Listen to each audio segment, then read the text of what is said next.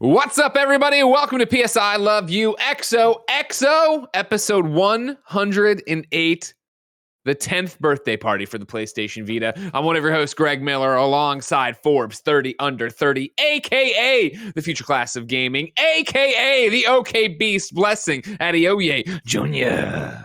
It means life, Greg. It does mean life. Let me tell you, you look great, Blessing. This is a fantastic outfit. Thank you. Dude, you look great. I love the black and the red, and the tie is fresh. Thank you very much. Yeah, it's a Space Invaders tie. No big deal, of course. You could have played that on Vita. No big deal. Yeah. Oh my god. You know what I mean? Come on. I think it was an IM 8-bit insert or pack-in, or maybe a loot crate when those were still around. I forget. I don't think I've ever worn it, but it came out of the closet today. Why not? And rounding out the trio, of course, she's the roller skating, game playing, marathon training Janet Garcia, also looking fresh to death. Hello, Janet. Yo, what's good? Excited to be here. I got my libations at the ready. Get out there. It's a big day. Crack your champagne. Oh man, I got the Janet and I doing the champagne blessing. He's going straight to the whiskey. It's a special occasion. It is. Now, is it bourbon or is it whiskey? What are you drinking over there? It's Jack Daniel's whiskey. Oh, geez, Louise. Okay, cool. Yeah. Here, I'm using my little PlayStation flute. Now you know that I can't pour champagne properly because it's very fizzy. Exactly. Well, cheers, ladies and gentlemen. Cheers to you at home. I'm sure you're all fancy dressed. Cheers to you in your car. You're not drinking, of course, because you're driving a car. Cheers to 10 years of the PlayStation Vita, everybody. Cheers. Oh, what a show we have for you, ladies and gentlemen. Let's start with this very special episode by going to you, the listener, the reader. Of course, I'd go into the housekeeping, the rigmarole, and all that, but instead, I'll start on patreon.com/KindaFunnyGames, where you can write in to be part of the show, just like Zombie High X23 did.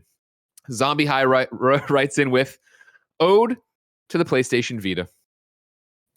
I'm going to hold up my Vita, sorry. Maybe I'll hold up 2 Vitas, you know what I mean? You got to be ready for anything over here. Oh, how many Vitas do you own, Greg? You don't want to know, Blessing. It's an embarrassing number. 10. 1,000. Ode to the PlayStation Vita by Zombie High X23. Were you a great handheld? No. But were you the best handheld? Also no. But you were our handheld. You were an indie machine, a visual novel device. You were there to introduce a whole generation, new generation of gamers to JRPGs with Persona 4 Golden. You gave us an easy platinum with My Name is Mayo, only for us to go onto our PS4s and get a second platinum for it as well. You brought us Danganronpa and the Craze fandom with it. You gave us Steins Gate Zero and made sure none of us would ever be okay mentally again. I got you tattooed on my arm under Monokuma. Not because I love you, but because it adds to the aesthetic and is a great conversation starter. You entertained us for hours. Not on you, mind you. That required people to have bought you, something Colin was wrong about when comparing you to the 3DS, thinking that you would surpass it in sales. But you entertained us with discussions of you. The many tweets of Kaz Hirai CEO. The predictions of how many times Sony would utter your name at E3. The conception of Vita Island. And let's not forget corrupting Barrett's save from his Vita that he got from a shady pushing P Greg Miller on the corner. You had an OLED screen in vibrant pink and blue colors. You also had memory cards that could only be used on you and required a mortgage to be taken out to buy them. Your name means life, and congratulations, you will live forever as a Trivial Pursuit question. Happy 10th birthday, PlayStation Vita. Happy 10th birthday, everybody. There you go. Get it back up there again. You know what I mean? Also, man, this cheap champagne stings. Like, it's a good burn.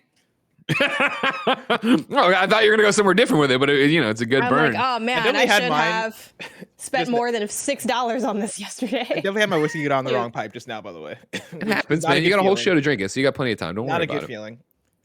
Ladies and gentlemen, we'll be celebrating the PlayStation Vita throughout this episode of PSI Love You XO, because this is your PlayStation podcast. Remember, each and every week, we come to you to talk about, nerd about all things PlayStation on PSI Love You XOXO. You, of course, can be part of the show on patreon.com/KindaFunnyGames, where you can get the show early. You can usually watch us record it live. Shout out to everybody on twitch.tv/KindaFunnyGames celebrating the birthday party today. You need to be dressed. I told you it was fancy dress. So, of course, please Tweet me photos of your fancy dress, you and your Vita, of you listening or watching this episode on twitch.tv/KindaFunnyGames. But like I said, I digress. Usually you can watch us record the show live, patreon.com/KindaFunnyGames on that there Patreon each and every Monday. Then, of course, you could write in and be part of it. You could get the post show. You could get the show ad free. You can get all those benefits for us, for Gamescast, for XCast. You name it, you got it. All on patreon.com/KindaFunnyGames. However, if you have no bucks to toss our way, it's no big deal. You can get each and every episode of PS I Love You XOXO on youtube.com/KindaFunnyGames, roosterteeth.com, and anywhere on podcast services around the globe. Of course, if you go to any of those other ones for free on Tuesday, you're not watching live, you're not getting a write in, you're not getting, or you are getting the ads and you're not getting the post show, but you still have a good time. We have some housekeeping, of course, before we get to the real celebration, the birthday cake and stuff. We'll start with this. Next week on PS I Love You XOXO, we are doing the Horizon Forbidden West spoiler cast. You need to get your questions in over on patreon.com/KindaFunnyGames. Your thoughts, your theories, where you want the series to go from here, whatever you want to do that you've been afraid to talk about on the internet. It is your time next week. Jen and I will be there, probably with a mystery guest. Blessings got tired, little legs, and can't come. I'm sorry. They're very tired. They're very short. Why are his little legs so tired? I don't know. It's just he's been running through this review season. You know what I mean? You look at the games casts. The cast keeps rotating, except Blessing. You know, I was she's thinking trained the for same it. thing. The review season weather is running weather. You know, Barrett, you go out there, the sun's shining, it's all warm, and it's like, cool, I'm going to take a run, and all of a sudden my legs are tired. I have run to many of the Gamescast reviews. Like I have the Sifu review queued up for like, I guess my next run. No spoilers. I haven't listened to it yet. Saving it. Ladies and gentlemen, no spoilers. You should be like our Patreon producers: Gordon McGuire, James Davis, aka at James Davis Makes, Pranksky, Tyler Ross, Delaney Twinning, First Responder Andy, Julian the Gluten Free Gamer, James Hastings, and Casey Andrew. After this live episode of PS I Love You XOXO on twitch.tv/KindaFunnyGames, Snowbike Mike and I are jumping back into Destiny to try out this Witch Queen content. So stick around there or catch it later on youtube.com/KindaFunnyPlays. We, of course, are brought to you by Purple Mattress and DoorDash. If you want a free way to support Kinda Funny, of course, on the Epic Game Store, you can use our creator code Kinda Funny, all one word. If you're saying, hey, this is a PlayStation, I'm not using none of this Xbox or PC stuff over there, wherever you're playing any game like Fortnite, Rocket League, Fall Guys, you can use your Epic creator code there too. So pop in Kinda Funny, no matter where you play. For now, though, ladies and gentlemen, let's start the show with topic of the show. It's hard to believe. 10 years ago today, ladies and gentlemen, February 22nd, 2012, the PlayStation Vita stormed North American and European shores. And you can catch the reflection of my that screen's so nice. You can catch the reflection of the camera itself in it. This, of course, is not even the original OG Vita. That's the 2000, 1000. There it is. When it's stormed Look at over him here. just rotating Vitas. You love to see it. Look at that. Look at that screen. Is that the OLED? That is the OLED. Yeah, you can't say. There we go. I think mine's the OLED too. Oh, there you go. I should just turn it so it's not trying to focus on the self of the camera. Of course, this is a late coming, if you remember. February 22nd in these here United States. It originally released in Japan December 17th, 2011. I have been covering the Vita, obviously, my entire career because I'm very old and have been covering PlayStation this entire way. I want to get into Blessing, you, Janet, your memories of this, my memories of the launch, best games. Obviously, so many people wrote in with their memories on patreon.com/KindaFunnyGames. This is a celebratory day, but we would be remiss if we didn't acknowledge the elephant in the room. And that is, of course, that sometimes there's a bad apple in the bunch. You know, a PlayStation Vita, it goes rogue. It does something we don't want to see it do. And of course, the one and only Boss Baby, CEO Jr., Barrett Courtney on the ones and twos tried to play Persona 4 Golden this very year, or was it last year? I'm time's a flat circle now because of the baby. Yeah, I think that was like last September was when it started. You tried to play Persona 4. You started it. You were having a great time. How many hours in did you get? 75. Oh, 75 hours in, It's a and your bummer. Vita corrupted. It corrupted your save data, and you lost everything. Yeah, I lost 25 hours. You third are of my save. understandably angry, Barrett Courtney. We understand this. Yeah. And I wouldn't be doing my job as a Vita journalist if I didn't, fairly and accurately represent the pros and cons of the Vita. So I'm prepared, Barrett, to offer you 60 seconds for a Barrett Courtney, patented Barrett Courtney soapbox, so you can get up and say your piece. Are you prepared? Yes. All right, ladies and gentlemen, we will get back to celebrating the PlayStation Vita, but again, when your child does something bad, as I've learned, you have to, rub their face in it. So Barrett, feel free to take the Vita to task in 3. I don't know if that's what you do with your It's fine. child. You know what? I'm a parent. You aren't, That's so what I some don't know. people do. So. Exactly. Isn't that like a thing you do with your pet, with your dog? I don't know if you're. I mean, supposed to I've- be I've- allowed to together. mention it. Porty, I've kept Portillo alive for Benjamin, 16 they're just- years. You're worried about I can't. You're right. You're telling me the lessons that's I a learned with good point. Portillo I can't apply to Benjamin? Get out of here. All That's a right, very get good out of point. here, bless. I apologize. Barrett Courtney, your soapbox starts in 3, 2, 1, go. The PlayStation Vita, I tried so hard to finally play Persona 4 Golden because Greg loved it so much, loved it more than Persona 5, and I wanted to finally give it the chance it deserved because, people like Greg, Blessing, Andrew Goldfarb love this game so much. I played you for 75 hours, and then the Vita came and took 25 hours of those that save away, and I just say, how fucking dare you? How dare you? Because I finally fell in love with this game. I finally gave it the chance it deserved. And you said right to my face, fuck you, Barrett Courtney. And for the people who say all the time, Barrett, what about the cloud saves? For whatever reason, 15 whatever seconds. fucking reason, you did not have cloud saves. The cloud save function was not working on this particular Vita for whatever goddamn reason. Vita, you betrayed me. I will never forgive you. Long live the Steam Deck. Wow. The Vita crawled, so I feel like that might not age well. That last part is questionable. the Vita crawled, so the Switch could walk, so the Steam Deck could run. Okay, let's calm down, everybody. I'm looking forward to the Steam Deck. Let's not act like the Steam Deck is the second coming of Jesus Christ. I'm See Barrett, I'm there you curious go. to see what's gonna happen with the Steam Deck. Like, we gotta be There's cautiously still- optimistic about the There's Steam definitely Deck. still an energy around handhelds, though, and I think that's like pertinent to what we're talking about here, with like what the Vita was and what it kind of represented in the history of Sony. You think so? I think the energy around handhelds has kind of like it's evolved with the years. Where during the era of the Vita, So you're handhelds just were rubbing in it a in my place where face. it's You like- only give me 60 seconds, but you want to rub in my face that you can upload and download. I said I would saves. give you 60 seconds. I didn't say I would not rebuttal. I did not say I would not rebut. All right. What is there I'm to sorry. You have rebut? some This not Vita is a PlayStation busted-ass Vita. Vita. Yeah, This is PlayStation part- Vita. It doesn't have the upload function. That can't be held responsible for Vita. When We're not Isaiah going to talk says, about like, Vita. That's a problem. Y'all are I'm always yelling at you guys. This is the side that he doesn't hear. This is the content that I'm like, look, it's all contextualized, okay? Like, As I was saying, right? Isaiah listens to the show, right? There have been ebbs and not flows. to the show. There have been ebbs and flows with handheld consoles where like during the Vita era, I think that's when we were talking about mobile gaming and the rise of mobile gaming and how mobile gaming was taking away people from handheld gaming because Sure. there's more versatility there. There's like more people with phones in their pockets that can play games that way, right? You don't need a handheld console to play games anymore. I think the Switch and maybe the Steam Deck, we'll see. I think the verdict's still out on that one, but the Switch at the very least, I think has really changed our entire like mindset around handhelds. And that might be a Nintendo specific thing, right? Like Nintendo obviously had the 3DS and the DS before that were fairly successful.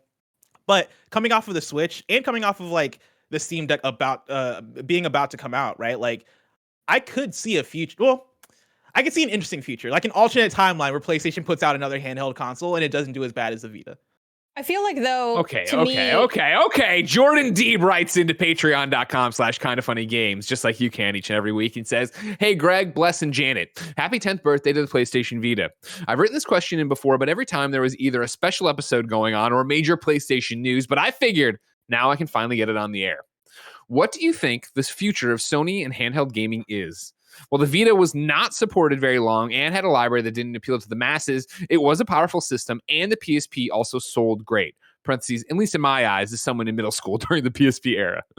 Do you think the quote-unquote failure of the Vita has turned Sony away from the handheld device again? Or do you think that with the Switch and xCloud proving there is a mobile market out there that they might make another attempt? Or do you think that they push remote play with the backbone or something like it?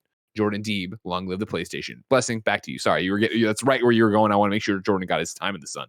Yeah, thank you, Jordan. Yeah, I think I do think the failure of the Vita has turned PlayStation off from wanting to do another handheld, but I think there's a reality where they could do another handheld and it does way better than the Vita because they treat it better than the Vita. I think the Vita fails because it comes out at a weird time. It's a bit ahead of its time and it doesn't get the support that it needs from PlayStation in order to actually succeed. I think in a PlayStation post PS4 where we've gotten God of War 2018 and we've gotten Horizon and we've gotten Last of Us and we've gotten all these prestige first party games, I think if PlayStation were to put out a Vita today and gave it the support that we're even seeing, I think, with PSVR 2, where there is a Horizon game announced for PSVR 2, and I expect for more games to be announced for PSVR 2 that are first party and taking advantage of the big IP that are on PlayStation. I think For you sure. take that and give a Vita 2 the same support, it has a way higher chance to be successful because the Switch has proven that people are still down with handheld gaming. I think the Steam Deck will prove that. I think what xCloud is doing will continue to prove that, right? And it's that thing of the Vita doesn't need to compete with mobile games, and the Vita doesn't need to compete with like handhelds in general. The Vita just needs to be an extension of PlayStation proper, and I think just be an additional way for people to experience the platform. I'm in the camp of obviously never say never. PlayStation does make weird and wild decisions all the time, right? My gut would say no. You won't see PlayStation get back into a dedicated handheld for gaming because of xCloud, Steam Deck, etc., where it's no longer about making a handheld device. The Switch changed everything. The Switch is the one that was like, all right, cool, one unified thing. You want all your stuff where you are when you go, whether you're playing it on TV or whether you're playing it on the go, which of course was, the whole push of the PlayStation Vita originally, right? Where it was take your games with you all the time, but it wasn't actually that at the time. They had a whole bunch of different caveats and changes for it that didn't make it that way. And so to bring up xCloud and bring them into the conversation, I think, yeah, that speaks more to what I'm saying of PlayStation. I think PlayStation understands that PlayStation fans would prefer to have their PlayStation 5 with them wherever they are, not have another device with proprietary memory cards. And I'm obviously pitching some stuff on there that maybe they wouldn't do, but not a different device. You want your one thing. And I think PlayStation sees that, whether with PlayStation Now, the rumor of PlayStation Spartacus, and you look at the success of what xCloud has done. You look at what Steam Deck's about to do. And it isn't that Steam Deck is this handheld machine with very specific handheld only games. It is a thing of like, let's take your PC on the road. Let's take your gaming ecosystem with you. And I think what's interesting, Bless, there, is you said, that the PlayStation Vita launched ahead of its time, right? Like, I feel in a lot of different ways, and I know I've said this for the 10 years as people have listened to me talk about the PlayStation Vita. I really feel like it's a device that launched with a Sony that didn't know who they were. It launches between the PS3 and between the PS4, and I really feel that if they would have launched it with the marketing of the PlayStation 4, not the games necessarily, even though that would be part of it, having the first parties dedicated to it, but the marketing of this is a machine for gamers. Hey, gamers, here's a hardcore gaming device for you. Not, hey, here's 3G. Hey, here's this weird thing called Near. Hey, there's touchscreens on the front and back. Hey, there's all this stuff that we're trying to appeal to a mobile audience, but also trying to appeal to a hardcore gamer audience. Like, if they would have made a handheld that was dedicated straight to a handheld fan or a video game fan, I think it would have done better. But it was interesting. In preparation for this, I double back to read the great Verge article, if you're familiar with it or not familiar with it, called The Little Handheld That Could, examining the Vita's impact a decade later. George Yang wrote this and filed it in June of 2021. You can get it, obviously, by a quick Google search out there. But in it, he talks to John Kohler, who, of course, is one of the people who was so big and behind the PlayStation Vita and the push for it and everything else over at PlayStation. And he says this, the article says this. There's a million quotes from Kohler, but Kohler says that if he could go back in time, he would have done everything possible to get the Vita to launch earlier. It needed to get ahead of the smartphone gaming wave as the Vita unfortunately released right in the heat of it. Additionally, the Vita needed more time to thrive on its own during the later stage PS3 development and pre-PS4 era. Quote, we made the PS4 such a successful launch that it really eclipsed the sun for virtually all other PlayStation products, he added. Remember, of course, we're talking about 2012 for the American launch of the Vita. PS4 is the next year. Like, that's how quick this runs out, and we get onto it of, hey, guess what? Here's this device that is made for gamers. And that's what I'm always talking about, where I think the choices of touchscreen, 3G, all that is a PS3 era thing of doing something weird. Whereas when they lose that hubris for PlayStation 4, it's just about games.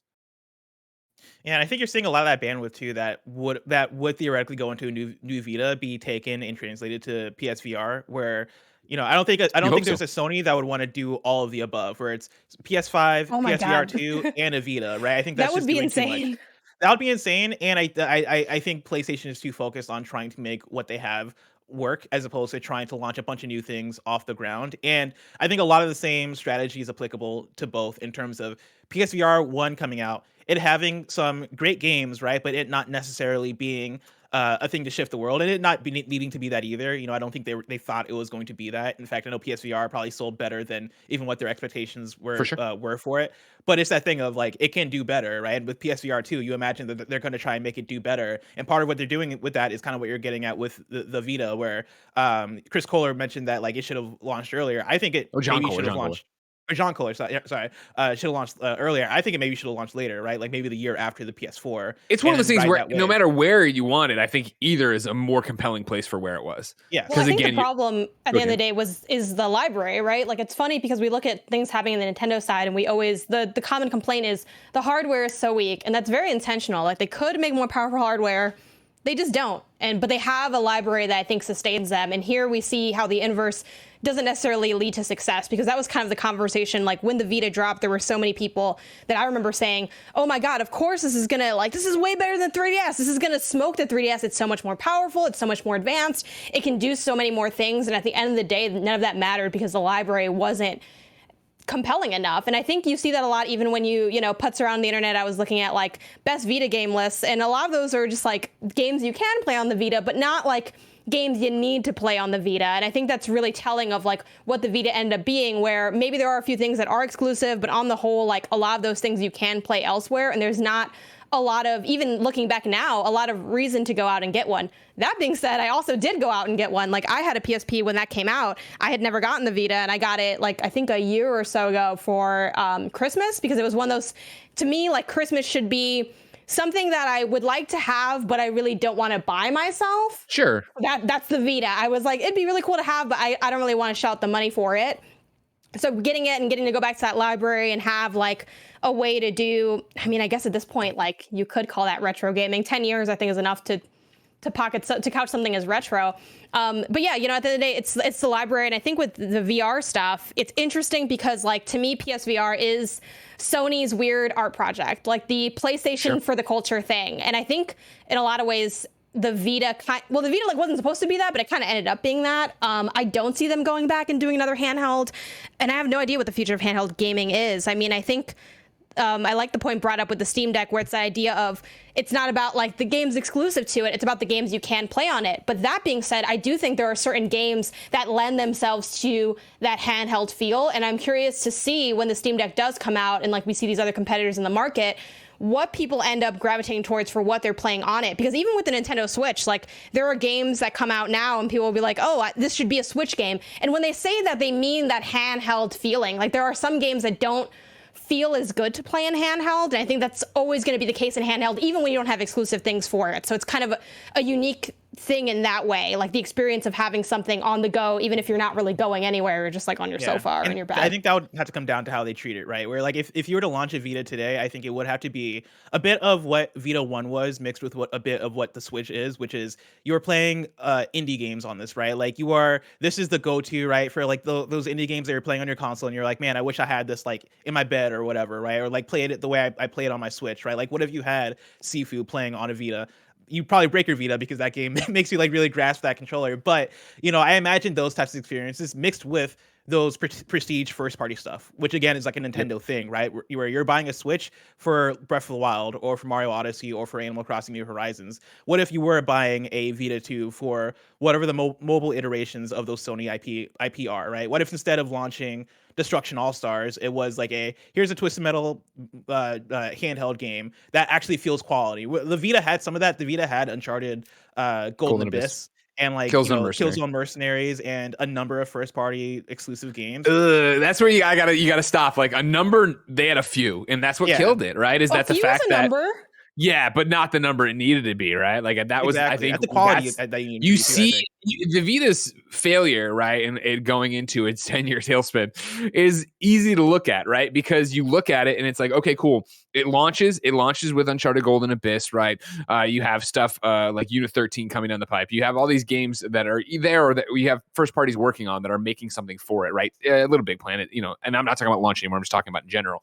But when it doesn't sell gangbusters, PlayStation cools on it, right? And then they also have to get these first parties geared up if they're not already working on PlayStation 4 games, and if not PlayStation 4 launch games, and they step away from it, at which part third-party devs step away from it, which is when you really saw the indie renaissance come to it, where it was like, cool, for me, when I think of great games I play on Vita, right, the Rogue Legacy always jumps right out. And it's like, that wasn't exclusive to Vita by any stretch of the imagination, but it was an awesome fucking indie game to play on the road, to play on my bus rides, to play on the Vita, wherever you were. And I know you can go to stuff like Spelunky. I know Angel Goldfarb, who we mentioned earlier, right now it's Sucker Punch, formerly Podcast Beyond. Like, that was where he was playing it, and you can go down the list right now and start seeing like Hotline Miami. Hotline Miami was available. If I go down my homepage right on Vita, I'm seeing Severed. I see Rogue Legacy, Nidhogg, Fez, Super Meat Boy, Resogun, and like the list goes on of like really cool indie games that were hits on console. They were building the list. Oh yeah, they were building a list of dope ass indie games that made Vita and were super fun to play on that console. Also, even though this is a moment of celebration, but then I don't know, sometimes birthdays are also roasts. Can we? So right now I was pulling, for audio listeners, I was pulling out my Vita charger, which is the hardest thing to get. Like, what is this? Can anyone name what this even is? Like this. Your old Vita hole. Oh, you had the Your Vita hole. But what is that? The Vita hole. If I had to get a Vita charger, what would I ask for? Oh, you'd have to say, I need the proprietary Vita charger. That if once it's lost in this day and age, it's done, right? This is back to, again, like, and again, no, this isn't meant to be like a pure celebration. Obviously, we're joking around. It is talking about this device that I truly love, but obviously has so many problems of like, that initial Vita proprietary there. The memory cards. Again, I want to, if so many people you talk about how the memory cards were such a failure here. Just a reminder that they showed the Vita, they gave us the price points for the Vita. We all thought that was great. And then it was like, I think hold on, I have it. Let me click it open. GameSpot article here, right? This is from November 28th, 2011.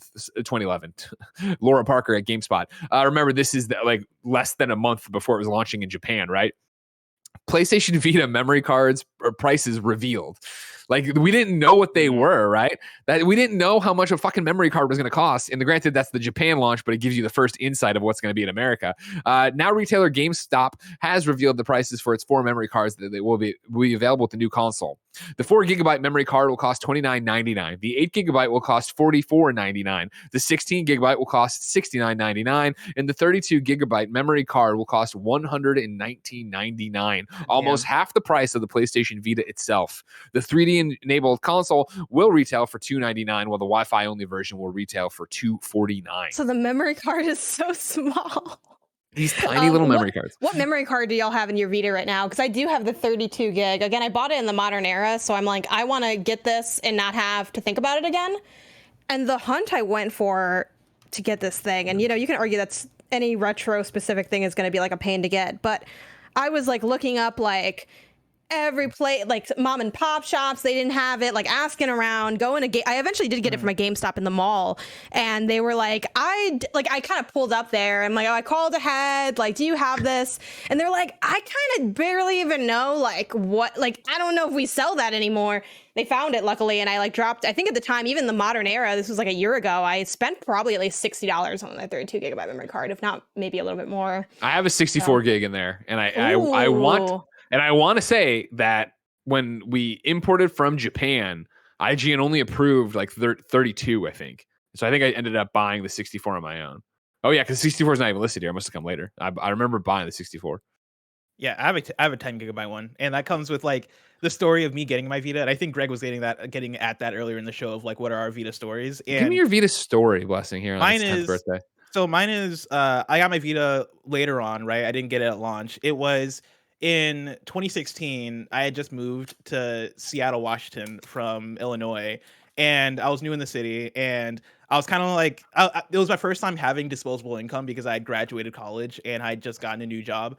And so I finally had the money to like buy a Vita because I'd heard so much about the Vita. I think from the combination of like seeing videos on the internet and then listening to Podcast Beyond and like hearing people talk about the Vita and me wanting to actually like experience something like that, because I also didn't have a PSP growing up, and I was so jealous of the kids who did have PSPs. And so finally getting to disposable income, I immediately bought a Vita, but I didn't do the research in terms of like what that entails, right? You buy a Vita and then it's like, cool, this thing has, I don't know how much memory is actually in this internally. It's not much though, is the answer. And so I was like, oh, okay, cool. I'm going to need to get a memory card. And then I looked it up and it's like, Oh, it's proprietary. Okay. Let's see how much it is. And it was way expensive. And so I had to get whatever the cheapest one available was at my local GameStop. And so that for me was the 10 gigabyte one.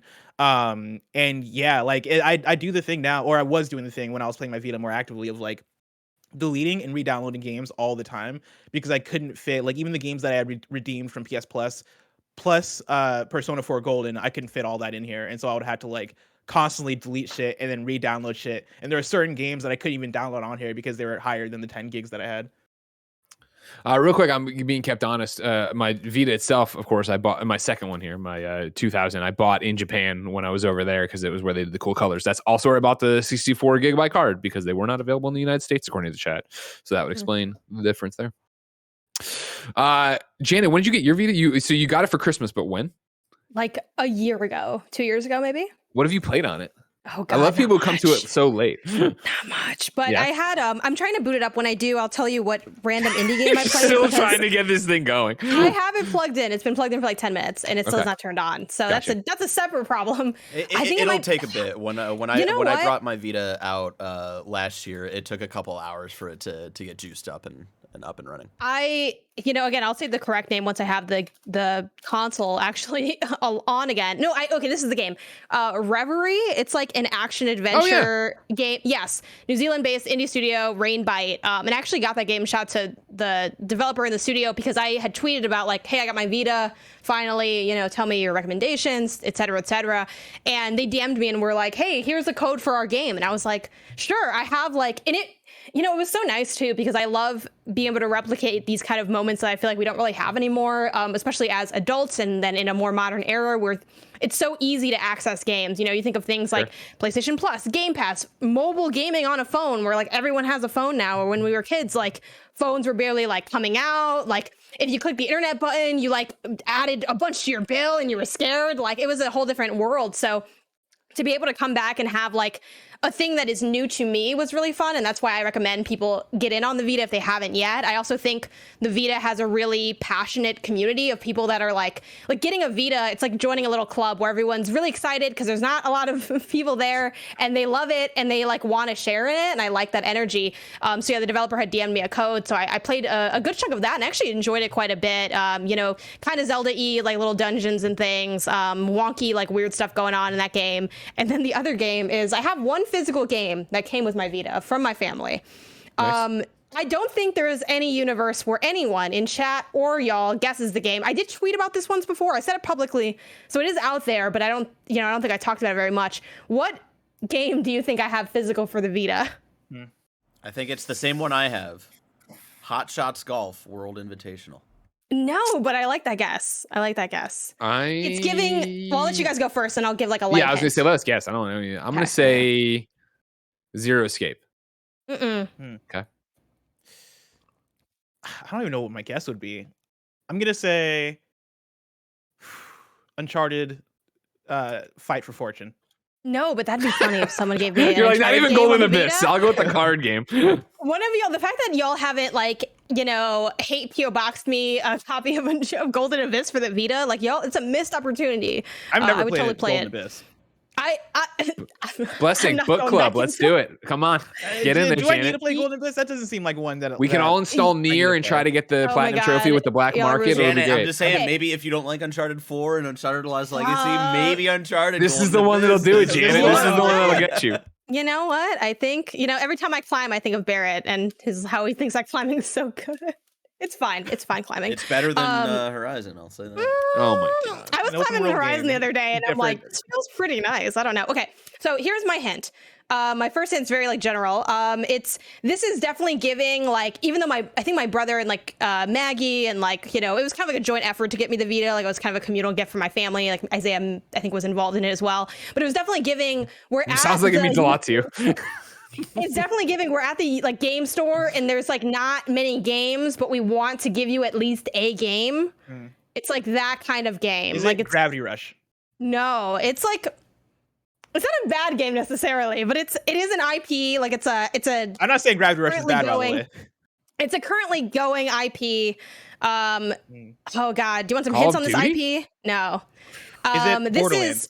No. This is there are movies and books of this IP. There was no Witcher game on Vita, right? No. Is it a Movies Harry and Potter books game? of this It is a IP. Harry Potter game. Yes. Oh, Lego Harry Potter? Yes, it's Lego Harry Potter years 5 through Wow. 7. Those are the two.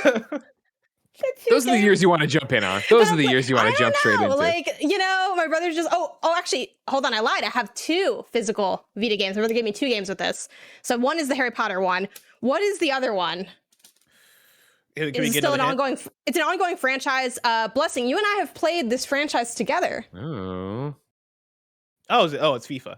It's FIFA. It's FIFA soccer. There's no year The little attached card. to it. You got the little card. It even has the price on there. It was $4.99, which that's another thing too. Steal. I like about going back into old libraries. Like, of course, there are things like Persona 4 Golden and other like classic hits that like are kind of undisputably good. But there's also stuff that like maybe you haven't heard of, or maybe you like know the franchise but you like don't know that game. Like it can be very cheap to retro game if you're down to kind of like, I think, approach it the way I like to approach modern gaming, where I of course play the big hits, but I'm also looking for what are like the hidden gems, where are the things that are fun that I maybe didn't notice, that like the people that love it, but it doesn't get talked about as much. And I really Janet, like having that opportunity. Would you like some recommendations from the audience? 100%. Of course, I wrote on patreon.com/kindafunnygames, where you write in to be part of the show. I wanted that we were doing this, the 10th anniversary. I wanted your memories. I wanted your eulogies. I wanted everything you could do. But I specifically, of course, wanted the best game. Now, first off, Barrett, I sent you a clip. Janet was moving fast and loose over there. You brought up Reverie. You brought up Rainbite. I went through, found this in the power of the internet, if you can show it here. This Reverie folks, Rainbite, actually are Kinda Funny best friends, and hid a Kinda Funny reference in there. If you ever saw the arcade poster, the smileys in the background. And then I did at the time look over their trophy list for them, because this is back when I was like, clearly if I help some people with their trophy list, others will get on board and fix trophies, and they never did. So Are you trying to be like a trophy consultant? I do it for free. I've done it for multiple games. I'll do it for your game, ladies and gentlemen, if you're listening right now. Remember, ask for the platinum, and when they say no, you can't have a platinum, say, but we really like one, and then they give you the platinum. It's very easy to get a platinum from PlayStation. Just you got to push back, the audience cares, and then don't make your trophies effing stupid. As I'm looking through this Uncharted Golden Abyss platinum I'll never have. How long will it take for this thing to turn on? Because I'm starting to. You see, look, you can see the PlayStation logo flashing. That means it's going to be. Yeah, it's gonna take a couple hours. When I plugged mine to charge for the computer last year. Long? It's just because it's been a while since it's charged. So I think like I charged it, and then like I took Lulu out on a walk, like a long walk as well. And when I came back, it had just started to finally. That's the worst thing, because you do have to like. I feel like I need to, and obviously we've been like crazy busy because you walk outside, you smell the crisp air, and it's review season. Yeah. But it does end up being one of those things where it is rough to like get into this stuff that's like more ancillary and casual and outdated, where it's like I need to be able to play it at any time to really play it, but in order to do that, I need to constantly have it plugged in. In the chat, Little Caesar says, run 15 miles, then come back to it. So there you go, Janet. Okay. That sounds like it'll Sounds good. I asked again, what your favorite game? What the best game? I said, what's the best game on PlayStation Vita? People wrote in. Obviously, most people started their thing with, clearly it's Persona 4 Golden, so we all know Persona 4 Golden's great. Barrett, rest in peace. I'm sorry. We all know Persona 4 Golden's great. That's what you should be playing if you're picking up a Vita late. But we have a whole bunch of other recommendations that are outside of the normal Persona 4 Golden stuff. And we'll start with one that's a name that's actually been kicked around a few times. Mitch Krassen wrote in for Virtue's Last Reward. The single best story I've ever experienced in games, with remarkable twists and turns. A timeline/storyline swapping system that is incredibly vast and easy to understand. Escape rooms prior to their more cultural relevance that were ingeniously crafted. Obviously, Virtue's Last Reward, a game that had so much niche appeal, so much love on the Vita, as with so many different kind of, I don't want to say weird games, but usual games, not what you would normally see. This is one that, obviously being a Vita guy, I tried to get into and it didn't work for me, but I would be remiss not to bring it up because I know how many people did get into it and how many people did love this. Is this part of like the, what are they called, the non-re games? Like was it 999? Yeah. It's like okay, this is one that I've been wanting. Zero Escape. Okay, yeah, these are the ones I've been wanting to play forever, and I've just not made the time to. Like I bought them on sale like a year ago on PlayStation to play on my PS4 at some time, and like they seem really cool. They seem like a time sink, and so I've been trying to wait for the perfect moment to jump in, and so I can't wait to one day do it because I've heard very good things. Why is it that my PSP was also dead because I haven't played that in a while? I plugged it in like a few seconds ago. It's on now. What's with that? Well, there's Is a there, like, lot a of different science behind reasons it? for that. There's just electricity worked different 10 years ago, and so the Vita processed it a bit differently. Now we have broadband electricity. It's a more powerful machine, Janet, so it takes a little bit more time to open it up. Whereas the PSP, great little handheld, but not nearly as Talk all the shit you want complex. to, because remember that PSP battery is going to explode at some point, so you got that going for you. Look out for that. I didn't need to hear that. I feel That's like that could have just been kept as an internal thought. Max And that would've Scoville, been fine. once I left IGN, he opened up the top level of my drawer, which was filled with PSPs, and so many of the batteries had like popped off their casing because they were doing that Oh, thing where they just God. expand. Yeah, that will happen. I want to give you another recommendation here. All right, Cameron Kennedy writes it and says Little Big Planet PS Vita. It was on par with previous entries, looked great, and that type of game lent itself well to being able to play in short bursts. It just wasn't just a port. It was a game that used Vita's unique features better than anything else had. I loved Little Big Planet Vita. I thought it was a great one, and I actually, of course, infamously stumped for it to get Vita Game of the Year that year over Persona 4 Golden, which of course was the wrong decision. But at the time, I was making a case that this was way more approachable, and this is a game that I would recommend to anyone, whereas Persona 4 Golden was like, well, are you ready to read a lot? Do you want to do a turn-based RPG? I Whereas, love to not read, so this looks great for me. Like, I'm jumping. It's did cute. you not play Little Big Planet Vita? No, I didn't. I played all the other ones except for 3. I did skip 3. I'm like, I don't know. One of them's tall. You didn't like that Yeah, I sock don't creature. care. I understand. Yeah, like when they were like, oh, the big thing is one of them is tall. Like, when that happened, I just like tuned out for some reason. I'm like, I don't know. I did all the other ones with my family, and I'm infamously going through Sackboy's Big Adventure, which is not a Little Big Planet game technically, but but it's got Sackboy. I understand where you're coming from with that. Yeah, Little Big Planet Vita was a great one, and I think it was super impressive because personally, that's the kind of shit I wanted on Vita, which was like an almost indistinguishable. Yeah, get some Patapon going there. Indistinguishable. I boot up my PSP just out of like other, obviously there are like some similarities in, the general UI, which honestly too, like this is sort of like totally off topic, but like the PS Vita, even in the modern era, it honestly feels pretty fresh. So, like what it does, it still feels impressive. Like it doesn't feel like as antiquated, I think, as one would expect from like what is a retro handheld. Yeah, it's very impressive. But yeah, the PSP, I booted that up, and Patapon's like the first thing because I started that. It didn't jive with me totally. It was a little too stressful. Oh, Like, sure. I had to Yeah, keep time. I'm not that good at keeping time. I play piano, and I struggle with keeping time. So I don't know. That's the only thing. Yeah, I can respect that. As someone with no rhythm, I can respect that. I understand. But you're able to do it though. Sure, but there's always a curve there of like having Did you to get gain in the the rhythm from Patapon? Yeah, and I think they say the rhythm is going to get you, and the rhythm got me from Patapon. That's definitely where it came from. Another one I want to shout out here as I look through, of course, that we have some Golden Abyss coming up. Nevin's Island says, low key, Uncharted Golden Abyss was more fun than Uncharted 1. It was a banger on Vita. I feel like that's not saying a low lot. bar. Okay, thank you. Right, like, bro. But that's, I mean, honestly, like if I that would have been novel, right? If like after Uncharted 1, I got a Vita and was greeted with Golden Abyss, I feel like that would be a good time of like, oh, I can play this same kind of game. Oh yeah, well, I think in the like that's always a cool thing. Chat said, so she's not great at piano. No, I'm not. I just started like a year ago. I'm not that good. I'm okay. I'm where I need to be for my level. Janet's an ocean of hobbies. Yeah, people say that. You I really think I are, don't have that many actually. hobbies. I think it's three just hobbies outside of gaming. So many people just don't do like I get off work and then it's right to being a dad and playing games, right? Like I'm not like doing something, whereas you're like I'm doing piano, I'm roller skating, I'm cooking. Yeah, exactly. Yeah, you're doing a whole bunch of stuff. Yeah. Thanks. No problem. I try. Kebabs wrote in and says video games. It's not the best game, but my favorite is Wipeout 2048. After the PSN crash, one of the free games from SCEE was Wipeout HD, which turned me into a fan of the series. 2048 was the first new game after that point and turned me from a fan into a diehard. Unfortunately, it was also the last new game, although Omega Collection VR is a nice bonus. Also, and this is Kebabs, of course, shout out to the Ratchet and Clank trilogy on Vita for being the PS2 games on PS Vita with no compromises. See, that's what I always loved about the Vita is the fact that we had things like that Ratchet collection. You have Metal Gear Solids, 2 and 3 on the Vita. You can get Peace Walker, as a PSP game. Jack and Dexter's on there as well. God of War. Yeah, that's the only place I don't own Jack and Dexter. Actually, I have a physical for PS2, PS3, and PS4. Shot the limited run.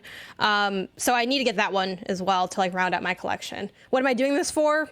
I don't know anymore, but it's You what just I gotta do. have it. So You yeah, gotta like this prove is your fandom by having them all. the worst thing. Like, don't start if you start questioning like why are we actually doing this? Like, that's a dark path to go down. You know what I mean? Like, let's just go with it. If you like it, just do it.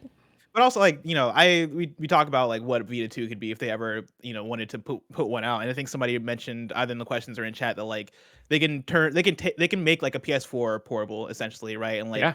you know, have you be able to take those games on the go. And us talking about Ratchet and Clank and Daxter and like Metal Gear Solid, right? Like that is what I want from another PlayStation portable console or portable device where it's, hey, yeah, I'm not necessarily playing my PS5 games on these things, but I'm playing my indies, I'm playing whatever games you develop for it, and then I'm also playing this legacy stuff, right?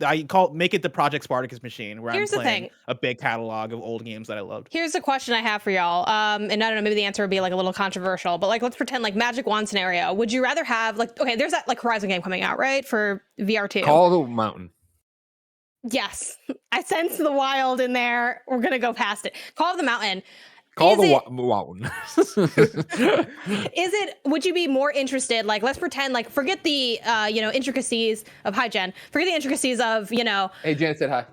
whether or not She it's said like PSVR 2 and that exists, yay, or like a handheld thing, but like would you be more excited to have a VR Call of the Mountain or a handheld Call of the Mountain? Obviously, again, forget the fact that there is no like Sure. Is the portable. question Horizon specifically, or is it would you prefer the next PSVR 2 or a PlayStation handheld? It is Horizon specifically. Like I kind of want to get at like what then generally We'll excites start you with more. Horizon and then we'll go to that Yeah, next like question. what generally excites you more, like as a player? Because we talk about like these handheld games when they are like handheld specific, being designed for handheld rather than being like remote play. So like, would the idea of a handheld Horizon or VR excite you more? So I mean, this is gonna be a little bit of Kojima's Parasite Eve, but like I like the idea of having a handheld Horizon that is Monster Hunter finally and is co-op and being able to like play with my friends in the same room and go after robot machines and all that shit. Can I tell you about Freedom Wars?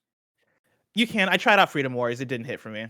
It did not hit for me, but I do respect it. I get. You got to go protect your Panopticon. Remember? They lost me at remember? Panopticon. I was like, I do not know what that word means. I need a definition. I looked it up in the dictionary. Nothing. Absolutely nothing. But if you're just talking about Horizon, like the brand and IP in general, I think I still would go handheld. Yeah, like I think that's just more appealing. Just for the idea of when I think of VR games, I'm thinking of something that maybe might not translate as clearly, right? Like when I'm jumping into a Horizon game in VR, what is that? What are you pulling up? This is Freedom Wars. Freedom Wars is booting up That right is now. Freedom the Wars is longest booting up. opening screen. Like Well, held that up. when you're making gold like they were on the PlayStation Vita, sometimes it takes a while to boot For a up, second, I thought all that was a JPEG. I think what we Also, they miss can't see us right now. what we miss from handheld gaming, but that only happened like a second ago. What we miss from handheld gaming is when the screen goes black and you have to look at yourself. Oh, the pain! The like 15 chins. And you still get that with the Switch. If you're playing that, course. but Yeah. the pain of having to look into your own soul. Back to what I was saying, right? Like Back to the question. with a VR Horizon game, I'm not going to get a lot of things that I like about Horizon. I'm not going to get exploring the open world. I'm not going to get checking off the activities. I'm not going to get the melee pits. I'm not going to get I don't even think I'm going to get Aloy, right, in Horizon Call of the Mountain. Like I think that's going to be an entirely different character, probably in a different region or something like that. And so I'm missing out on a lot of the things that I'd want out of a Horizon. What I am going to get out of the VR game is another reason to be in that world, in that universe. But I think with a handheld game, you have more of the opportunity to take advantage of like the gameplay stuff that works about Horizon and actually translate that. But with VR, I think it's so much harder to translate. Like if anything, in a dream scenario, I would want more unique VR games where it is like IPs made specifically for VR or ideas made specifically for VR that don't necessarily have to connect back. But when we're talking about business, right, that's not business reality of how PlayStation works. Like we're going to get Horizon, we're going to get other PlayStation IPs that are popular made for That's how long it took to boot. Are you fucking kidding me? The content looks good. And then like you haven't lived until you've like flipped the virtual page in the PS Vita. Like, I don't know. Like there's, again, like, did we need this? Does this add a lot? And even like the back touchscreen, right? Like I always ask about that, like what games you really utilize that. There's Tearaway, obviously, but like, yeah, it's like one of those things that like, it's just like kind of here to be here. But like the few times it gets used, like it can be kind of fun. And I think since we're like so far from it, now we can really just enjoy it for what it is instead of being like in the thick of. Well, that's the thing. Like, wanting it to stuff be a people, certain thing. the things we appreciate about the Vita, the games people talk about, usually and when you talk about your memories of Vita, usually are when you're just playing a game, not when you're swiping, not when you're getting your photo taken, not when you're holding it up to the light, not when you're going like. There are games that included some of that stuff, and we talked about Golden Abyss already. That was a launch game from Sony Bend that had to do some of that stuff, but overall, people weren't like, "That's what I want out of this thing." Now, I can will you guys say, though, guess? Yes. Can you guess the first game I had for Vita? The first game Like, you the first ever game got you for Vita? got? The first game. Let me see the first game I booted up for Vita because I kind of had a lot of like PS Oh, that Plus you stuff. booted up. Oh Yeah. gosh. Severed. Some No. fighting game. Did you say yeah? Actually, that's correct, Greg. It is Okay. it is a fighting game. It's a fighting game that I Um, don't think either of you guys would know. You That's probably a heard safe of it. assumption. Guilty But I don't think you would know Gear. it's there. No, was there a Guilty Gear on that? Oh, fuck. Is it that one that's super stylish that people like stan? It's like, oh my god, what is it called? Something with girls or something in it? Am I tripping? What's the name of this No. title? I know what you're talking about. You know what I'm trying to think? What am I trying to think of? I Skullgirls. can't. Skullgirls, yes. But no. No, it's not. Even though that is What good. was it? Skullgirls is a good That guess. is what I was trying to think So of. the Okay. one I have, right, was a PS Plus game that came out around the time that I got my Vita. So this Ooh. would have been again 2016, like beginning of 2016 time. A fighting game that I would be surprised, honestly, if you Just tell remember. us. I don't even remember which one. This It's Yeah, a I game don't think- called Last Blue. No. Again, great guesses for people who aren't like entrenched in the fighting Thank game you. world. We're trying to out pull here. out Blaze Blue and to pull out Skullgirls. It's a game called Reality Fighters, which Yeah, I is was never. Oh, is gonna that get the one? Is that the one you put your face in it? yes. So it was one That's where like horrifying. it was Oh made my for the God. Vita, and yeah, you would like basically customize your fighter, and then you would take a picture of your face, and your face would be imprinted onto your character. And then the cool thing about it would be that like it used AR. And Yep, so, like, you augmented. would then point your camera at your desk or at your kitchen table, and Oh the no, fight, I want this. the fight stage would be on like whatever you're pointing your camera at. It was really cool for like a couple of days to play it, and like I got so excited because this was the first game I booted up on my Vita, and I showed it to my sister who I was living with at the time. And my Like, sister, this is she's the like, future. she's my older sister, right? Like she's the opposite person as me. Like she is like, not entrenched in gaming or any of this shit at all. And I showed it to her, and she looks at me and she's like, "Oh, you're a nerd." Like, and I was like, "Oh, I am, aren't I?" Like this is the nerdiest shit I've ever no, done. I isn't it?" am. That's what I realized. I was like, "Oh shit, this is who I am, isn't it?" But yeah, shout out to Reality Fighters. And after that, I booted up Persona 4 No, Golden and played this that for 100 actually hours. looks like really good. Like I was kind of fun. want to do this because it's like I know that gimmicks don't really end up making any of these like devices or consoles or controllers or whatever. Like they end up kind of being like a weird side note to whatever's going on. But I do like some of the novelties of it. Like I remember with my like 3DS, they had those like weird kind of like AR cards where you could like summon a dragon and like shoot discs at it. And it's like, was this a good game? Probably not. But like, did I enjoy like sitting on the floor of my kitchen and like having a virtual thing there, which I know I feel like it sounds like such an old conversation in the world of like, I mean, Pokemon you're talking about that era of PlayStation, which I think was a lot of that. Because like Yeah. what you're saying, I think could be applied to PlayStation Home. It could be applied to like PlayStation Move. Of like, are these things good? They Debatable. did stuff with PlayStation Eye. I'm blank. Judgment. What was it? Eye of Judgment. Eye of Judgment was a PS3 PlayStation Eye weird ass card game you played. The cards came to life. And Was it did good? Shit. No. Well, I mean, like I say no. Like Cards it's came not a to game. life, so who Who cares? wanted to play that? Who wanted to fucking Yeah. do that? I don't know. It was the But I card think- game itself. Could I doubt it? I never had anybody care about it, but it was And, a like, thing out of time. I think it's that thing of like, they have those projects that are the result of PlayStation kind of being weird at the time and actually like greenlighting these different creative ideas because they're trying to figure out what their footing was. And a lot of them didn't hit, but I think we have nostalgia for so much of it. And the Vita is probably maybe the greatest example of like weird PlayStation doing a thing that, had potential because it's handheld gaming. Like, people do handheld gaming. Nintendo's been doing it forever. Like, that's not crazy, but it is like, cool, let's make it so that fidelity wise is pretty good. And then like give it a touchscreen, give it back touch, give it a camera and see what games you can make for it.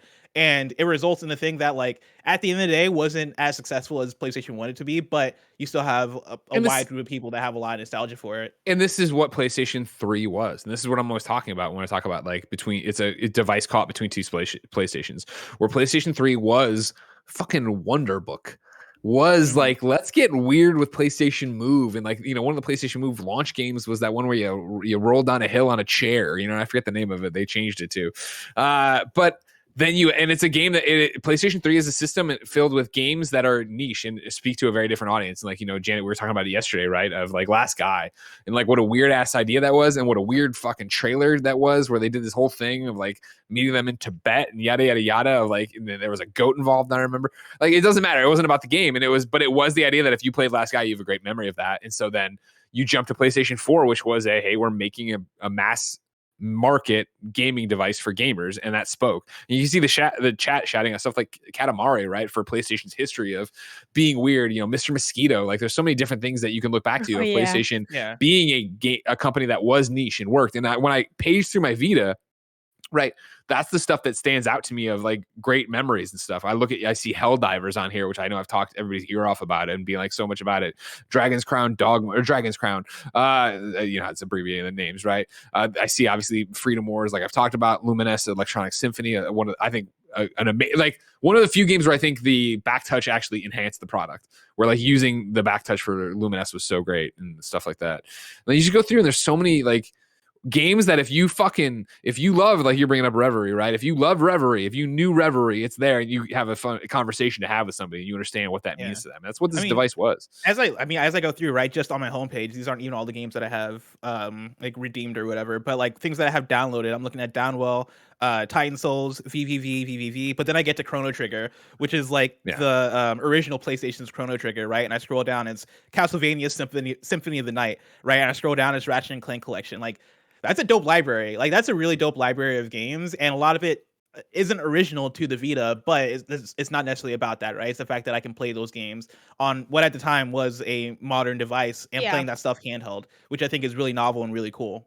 Yeah, and I think that speaks to, again, it's not, I mean, there are fun things about the idea of having something like on the go that's like a powerful thing or an interesting IP, but if it's not like, if the feel isn't right, it's not as exciting to play portable, which I think was maybe like some of the problem with the PS Vita, right? It's like, okay, we have big IPs, but the games themselves like just aren't that exciting or enticing. But like, funny enough, like, blessing for our PS Now like review that we did, where we had like sifted through the library and played a bunch of games and stuff. Like, I did find stuff from that, which I'm hoping, I would love for PlayStation Spartacus to be PS Now, but like way souped up, and like maybe some stuff trimmed down, because admittedly, like, not all the PS Now stuff was like, fire. But like playing Pixel Junk Shooter on PlayStation Now and like loving that game, and then being like, oh my god, I'm so glad that it's on Vita. So cool, I'll play this on Vita then, because I'd prefer to play that kind of game handheld. And just having that, like, it's not so much that it needs to be exclusive to it or specific for it, but if it feels at home there, it just feels better to play on a handheld device. And that's the thing, I think we talk so much about the Vita being a device out of time, and whether it should have launched earlier, where was it, what should it have been? Like, so many of the Vita ideas were ahead of their time, where I think the technology wasn't there. But even you go back, and you can go back and read, like I was talking about the Verge article about this, where there was this push and pull inside of Sony of like, it should just be digital only, it should just be downloadable only, and then be like, broadband even now in America isn't that great, let alone back then 10 years ago. But there's also this push and pull, right, of how you make this device speak to everyone in a way that it would go. And I think so many of the promise of the Vita was game anywhere, but in reality it was game on the Vita anywhere. And it was that thing of like the show having connectivity right between it, Helldivers being the same game between it, you could take your progress back and forth. But even that, what I'm talking about, and what was a cool idea that spoke to people, is what the Switch is, because the Switch is one device. Like, you know what I mean? Getting down to one device was where the Switch fucking crushed it, and that's why going forward, Steam Deck, xCloud, whatever going to be for streaming remote play on your PlayStation. But even with that, and like, again, this is kind of like getting a little off topic because it's technically not a PlayStation question, but like, do we see Switch? Is there just going to be Switch 2, or are they going to like pivot to like a home console? Because I think that was it was an exciting moment when it came out, and not that I still don't love my Switch, but admittedly, I am really starting to feel like how big this technological gap is getting, and I'm wondering, like, can we keep this life while also being competitive, which I think is one of the challenges of having like the idea of an all-in-one, where that is kind of the pinnacle, but then it's also like kind of not. Like, I think that's where we kind of get into the difference between Nintendo and PlayStation and how they operate. Where for Nintendo, like, as much as it's a complaint for me, you, and probably everybody else that technologically Switch in 2022 feels inferior when you're switching back and forth between a PS5 and go back to the Switch, the Switch is still the fastest selling console, right now. It's still killing it, and Nintendo doesn't really give a fuck about like high fidelity. If they can sell you on Mario and Zelda and the stuff that you are buying a Switch for, like who cares if the next Zelda doesn't look like God of War or whatever. Whereas for PlayStation, I think there is that idea of fidelity, and there's that idea of like, we don't want to make games that look like they existed in 2013, right? We want to make games that stand up to 2022 standards, and I think that is where it becomes difficult in terms of how would you make a handheld console for PlayStation in 2022 that feels like it stands beside something like the PS5 and what they're doing now. I think that might also be why they lean more into something like VR as opposed to handheld, because VR definitely feels like something that already, like, just for what the hardware is and the technology of it, feels so forward looking and feels so technologically forward. And like, you don't necessarily have to worry too much about fidelity because it is an extension of the PS5. And so like, you're going to get good looking games, and in VR, you have different expectations for what fidelity even is. As everybody loves to, throw things in my face from the last 15 years I've said or whatever, feel free to timestamp this one. But I just think that in so many ways, a handheld gaming, a dedicated handheld, in so many ways, a dedicated handheld is a thing of the past. Where again, like, I think PlayStation is interested in getting you to play your PlayStation games on the go, but they're interested in you using PlayStation Now. They're interested in you in remote play. They're interested. I see you're bringing up the backbone, right? Like, I was talking to Andrea Renee, who was up last week, with you yes. when we were doing a secret project, right? And it's the thing of, she hadn't used a backbone, and all I did was gush about the backbone controller. This is not an ad. This is not a sponsorship. They did send me free product or whatever to review or whatever. I love the backbone and use it to this day, and I'm shocked of how good the internet is in my house, how great it is to use my PlayStation on my iPhone. Like, I don't know why the PlayStation would look and be like, let's make a handheld device that's going to appeal to a niche audience, which we are not anymore. We are not PlayStation 3 PlayStation. We are PlayStation 5 PlayStation. Let's, only speak to this X million people, when they could just be like, no, we're going to continue to work on making your whatever device you have in your house play your PlayStation 5. I think especially when you have the PSVR, which is already kind of doing that. It's Get out of here with that PlayStation VR. Janet was going to talk about Backbone. Go, Janet. I have a backbone. They did not send me one. I had to buy it. Though, I don't know. You can't really even send me another one, because what I did would just sit next to the one that I have. But I have tested this out a bit. I want to spend more time with it as usual. It's one of like the million things I have going on gaming wise. So, I don't get to spend as much time with it as I'd like. But I've played like Horizon 1. I haven't tried like Forbidden West on it yet. But playing that like on my phone with this, like, it's mind-blowing, honestly. And I'm not saying that it's perfect, because I definitely had like some elements of stutter, or like my boyfriend tried to do it and he like just couldn't get it to work for some reason, even though like it's the same internet, same house, same backbone controller. Maybe he's just stupid. Yeah, I mean, that's definitely a possibility. He does not listen to the show, but anyway. No, that's why I know he's stupid. I can say whatever I want now. Oh my God, I can't. All right, anyway. So it's pretty good. Like, I do think there's room for growth, even like trying to, which granted, like Toem is on the Switch. Like, I could get that handheld, but I have it on my PlayStation because I want the trophies. And like playing that on handheld, like I did have like some stutter, or like the UI was like a little too small for like, playing on an iPhone 13 Pro. That isn't like, I know there's like a bigger iPhone that you can get, but then at that point I have to like have an iPad in my pocket, and that's too much. So there definitely are follies with the using mobile gaming in lieu of like a dedicated handheld, but I do see a lot of potential in that. And I think if PlayStation starts to like really lean into that and soup that up in a big way, like I do see that as the wave of the future, because it just seems more viable, and it's like more easily accessible. Like, we all have a phone, like a smartphone, and we all have internet. Now, granted, you might not have good enough internet, you might not have a good enough smartphone where you're going to want to do that. Before I upgraded from I had an iPhone 7 before, like that thing would overheat just existing. Like, I'd have to charge it all the time. So I'm definitely not pretending that everyone has the same resources that I have, but I think it's easier to get people on board with that, and it makes more sense, right? Like, sure, I'll invest plenty of money in my phone because I kind of have to, but I use it for everything. But to be able to play it like on mobile as well, it just like makes it even better. I will say, I guess my dream scenario would be maybe if they made like, I don't know, like the technological background of like why this is like so different. I guess it's like streaming versus not, but like playing on Apple Arcade, that's seamless. Like playing on a controller, playing on a backbone, playing on my iPhone, playing on my iPad. I don't have any problems with those games because they download them straight to it versus like the streaming thing. So I think them looking just into what you know, we talked about like on one of the post shows, like me and Blessing, the one that you had to like dip out on, about like would PlayStation do a PC launcher? And I think we just had some news on a PC launcher today from, God, what company was it? Bethesda's shutting down theirs Bethesda. and putting all their game to Steam. Yeah. Exactly. So like, yeah, is there a world where that happens? Maybe, you know, may not really fit their ethos, but I could see, you know, the PlayStation port, whatever. Like, I'd love to see like a mobile like launcher or something, like where I could download the game properly to my phone. Again, the games are freaking huge, so I guess that wouldn't work for some things, but like for at least a layer of them, just to make that experience a little bit better, because I think there's so much potential there. But if it doesn't work for you, then you're just like, well, this sucks, and that's kind of an unfortunate disconnect that's there right now. And that's the thing in the chat when we started this conversation in the live chat on twitch.tv/kindafunnygames, Bander SN said, yeah, but you can't use remote play on the bus or plane.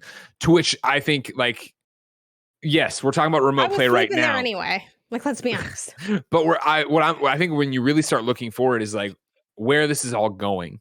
You know what I mean? Like, I think right now it's so easy to be in the moment, even with xCloud or streaming in general or whatever technology we're talking about that's using the internet, and be like, well, it sucks right now.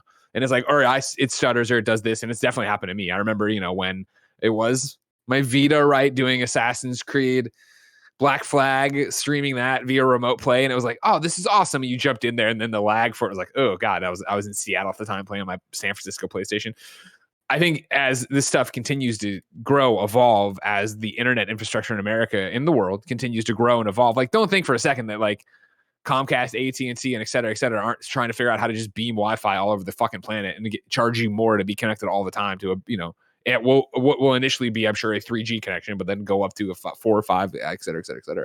And like, that's where it gets interesting of what this looks like. And so I think that sitting there and being PlayStation going, you know what, we're making a Vita 2 right now, just doesn't make sense, because I think in 5 years, what the internet looks like and streaming games looks like will be completely different than what it looks like right now. And then 5 years later, it's different as well. So why go into this R&D of trying to make this happen when there's already programs and things going that are going to change? Yeah, the future is so much more likely to be VR than it is to be handheld gaming. I think even just looking at like the broader context of the push for the metaverse and things like that, as much as we might, you know, cringe at like some of the layers of, you know, people that don't game being like, look, you can get married in the metaverse. And it's like, yeah, like we've been doing that a million years in games, way better looking.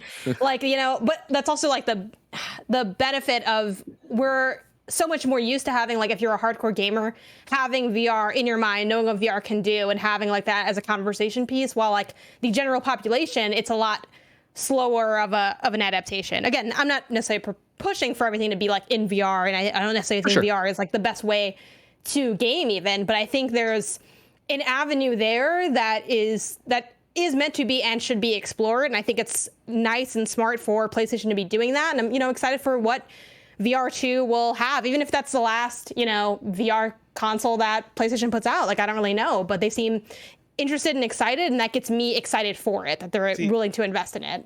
I think VR is more of a viable future for PlayStation than handheld. Where, like, I think generally, like, speaking in a broad sense, I think there's still more juice in handheld than there is in VR. Like, I think VR just has way too many barriers to entry in terms of, like, you know, having something that can already run it, and then buying the VR headset, and then connecting it, and then, like, you know, trying to figure out, like, okay, are you going to go wireless with Oculus Quest versus something that's wired in? And like, I think there's too many barriers for how do you market that? How do you get into people's hands? And like, the adoption of VR versus handheld, which I think is already self-explanatory and already has a history of working and hitting. But for PlayStation, I think handheld is kind of already spoken for. When you go to Nintendo, or you go to Steam, or you go to whoever else that's like working around the handheld space, whether it be something that is dedicated like the Switch, or something that is cloud driven like xCloud or whatever that is, right? Like, I think that's kind of where PlayStation stays because it's comfortable, whereas VR is a place where PlayStation already can kind of thrive. Like, PSVR was very good selling, very, very high selling for VR. And like, for PlayStation as a company that knows how to make first party games, knows how to, like, you know, market hardware, knows how to do something like that, I think you could see PSVR 2 come out and be successful in the way that PSVR 1 was, because it doesn't require you having some kind of PC, and you still have that high fidelity and high power to work with the You PS5. figure PlayStation VR is exactly where PlayStation wants to be, where anybody would want to be, right? Where they have the console market for VR cornered, where Xbox has been, feels like it's talked a few times about it. Like it's interesting, but it's not something we're actively chasing. And you can say Labo for Nintendo, right? But like that's not really what their bread and butter is yeah, either. No, They're that not was going just for like that a fun thing. So in the same Yeah, way, yeah, like, yeah. I think There's Nintendo a back lot in of the VR is day, different. Nintendo gave up, right? Of like, all right, cool. We're not trying to be Xbox. We're not trying to be PlayStation. We're trying to make cool games. We don't care if it's HD or internet, right? I think you see PlayStation be the same way with handheld of like, listen, that's not our bag, and we've tried it twice now. They had varying levels of success, right? The Verge in their article reported, while exact numbers are hard to pinpoint, the PSP was estimated to have sold a little over 80 million units over its lifetime, while the Vita only managed a fraction of that at an estimated 16 million. Remember, if we're bringing that into context for you, units sold for PlayStation 5 as of July 2021 were 10 million. Units shipped are 17.3 million as of December 31st, 2021. So, like, why would PlayStation ever look to this market and be like, we really want to do this again? We really want to try this again. No, double down on what it makes you. This is speaking to what we spoke about from PlayStation Studios. What is PlayStation? What makes PlayStation unique? First party AAA, amazing experience, narrative based, third person for the most part. And then also now this VR pillar they're trying to build. Like no one is going, you've had 2 shots at it and no one's ever looked at PlayStation and been like, what makes them unique is their handheld market, sadly. And I think that's reflected in, to put a pin in this guy. I like how much we're talking about VR. There's actually PlayStation VR news 2, PlayStation VR 2 news that dropped today, which you don't normally, jokes on you motherfuckers at PlayStation trying to fuck over PS I Love You, because usually we would record the episode yesterday. What happened today, we would have cried, but we don't have to worry about it. Put a pin in this and move to that, right? Matt Piscatella, who's the executive director in video game industry and video game industry advisor. You see him all the time talking about NPD numbers. He's tight with Jeffy Grub, and they're always talking about it over there. Today on the 10th anniversary, he quote tweeted his November 3rd, 2018 tweet that says, "All right, Vita fans, due to popular demand, here's your life-to-date U.S. top 10 sellers chart from the NPD group." Again, this is from 2018, but in his quote tweet today, Matt's like, I doubt this has changed much. So your number 1 was Uncharted Golden Abyss, of course, a PlayStation launch or PlayStation Vita launch title. That makes sense.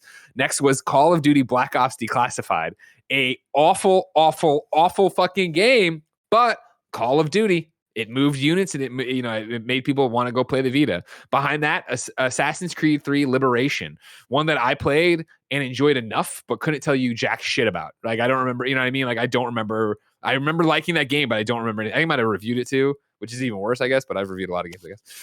Then Mortal Kombat 2011, then Little Big Planet, then Need for Speed Most Wanted 2012, Killzone Mercenary, Persona 4 Golden, Ultimate Marvel vs. Capcom 3, and then Unit 13, if you remember that one. What I find so fascinating, right, is like if we were to sit there and talk about the best Vita games of all time, the majority of these you wouldn't bring up, right? Yeah, like this is a heartbreaking list almost, because it's like Persona 4 Golden is that number 8 below all these games that are like, Call of Duty, Assassin's Creed. Is the stuff that you'd expect just based on name and IP, but not what you'd expect based on quality. Yeah. It's so wild to me. But we also have to remember digital is not included. So you have to think about the amount of people who bought it digitally, including myself, because like eventually physical versions of Persona 4 Golden were rare to come by and are very expensive if you do come by them. Yeah, it's a list that I think makes sense. Again, that's a great point with the digital thing. Even though I don't know how much digital mattered back then. This the Verge article is this whole conversation about what it was, and as somebody who's been digital for forever, I know, or as long as I could be, I guess. There's always been, even for Podcast Beyond, so much back and forth and push back in the day from the audience of like, I don't want digital. So I don't know in this thing if it matters, but it does show that again, what moves is IP, what is big names. That's what people wanted out of this thing. What did you say, Janet? What was your fucking joke? How's that going? How's that going, the digital thing? It was a joke at the audience's expense. I won. So. I'm sorry. High five, Jan. I'm sorry about that. I'm sorry. It's the champagne talking. It's the champagne. I don't know if I even want to high five that because I like it's too late. You did though, right? Because you fall for anything. I fucking say high five and you do it. Yeah, I mean, who am I to pass up a good high five? When's the last time been offered? Like, I mean, I don't want to get into all that on the show. I want to keep it lighthearted, but sure. Jan, are you funny enough? By the way, champagne and beer? Because I just noticed that you're pouring another cup of champagne, and I saw you drinking a bottle before. I'm almost done with the beer, and I don't have a second beer, so I'm going to go back to champagne. We're going to go to ads here in a second, and we're going to go to ad before we go to the PlayStation VR thing. I'm going to run up and pee, and I'm going to get a beer too, so we can party then. Also, I did review Assassin's Creed 3 Liberation, by the way. Like, I don't have anything to do after this. This is just like, this is the beauty of I'm playing Destiny. Blessing's the only one who has to work. Blessing's got a real thing to do. Yeah, I after have like this. a very important piece of content to record Okay, after don't this. worry about it. You'll see it soon enough, ladies and gentlemen. October 30th, 2012, I reviewed Assassin's Creed 3 Liberation. The review was a 7.2 on IGN. A good. My verdict was Assassin's Creed 3 Liberation is a simplified version of the Assassin's Creed franchise. The move and kills you'd expect are there, but the story is boiled down to be easy to jump in and out of. That takes away some of the excitement in playing it though. A simplified version, I think, is the like tagline for what the PS Vita was in terms of like stable IP, because that was like the biggest complaint, where it's like, this is just a nerfed version of the IPs that we do like. So like, why are we here? Oof, and then we weren't here anymore. My intro. Since its launch late last year in Japan and early this year everywhere else, the PlayStation Vita has been looking for a quote-unquote system seller, an exclusive title so good consumers would have no choice but to buy Sony's handheld. Assassin's Creed 3 Liberation has the bullet points you'd expect to fill this void with the franchise's trademark gameplay and open world, but it's not enough to make it a must-own. Liberation is good, but it's not great.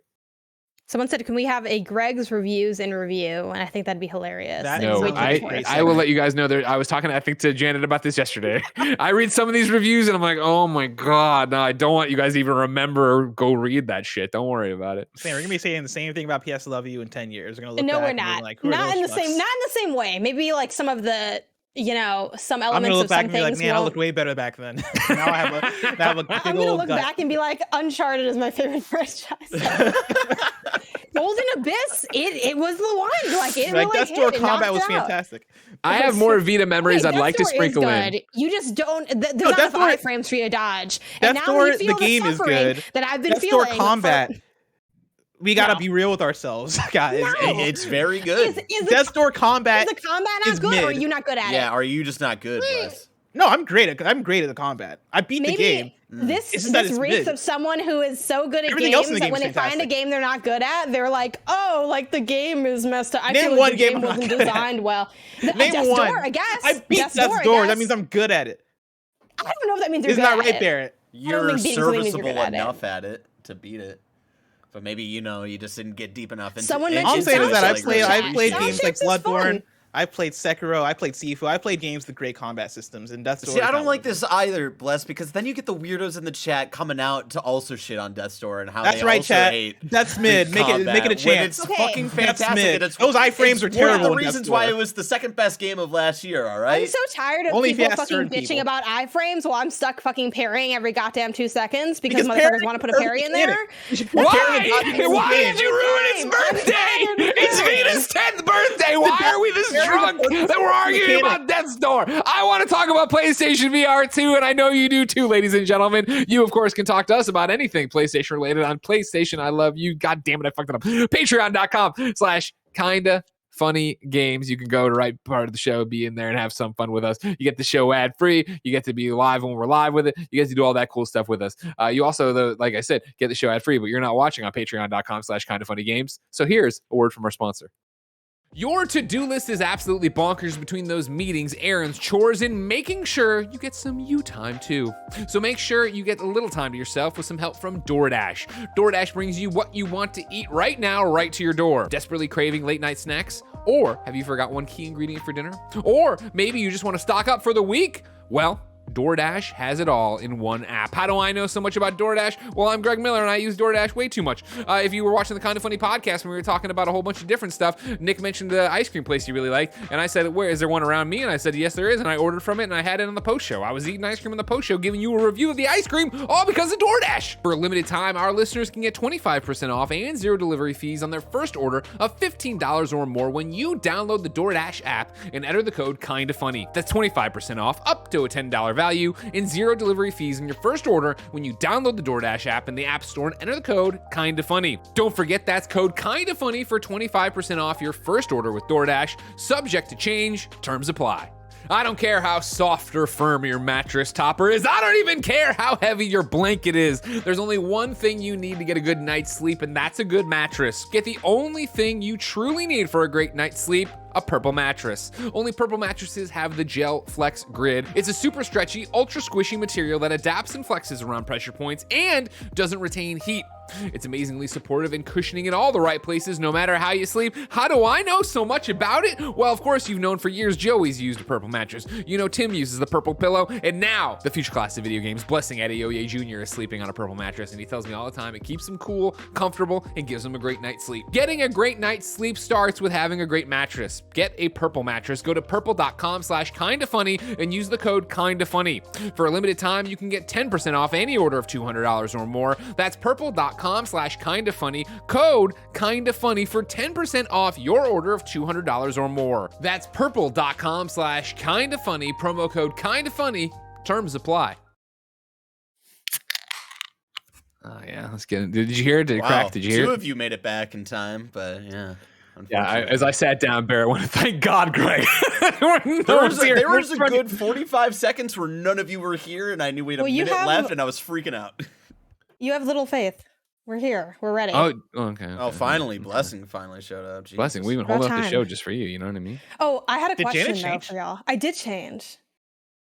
Looks great. fast. Another great dress. Another great dress. Yeah, I just felt like I have to go outside again because it's the pandemic. So I'm like, okay, here we go. You didn't prepare an outfit change for part 2 of the show, Bless? Welcome Listen, to the future. I expect this from Greg, but not from Where'd you you. get the VR from?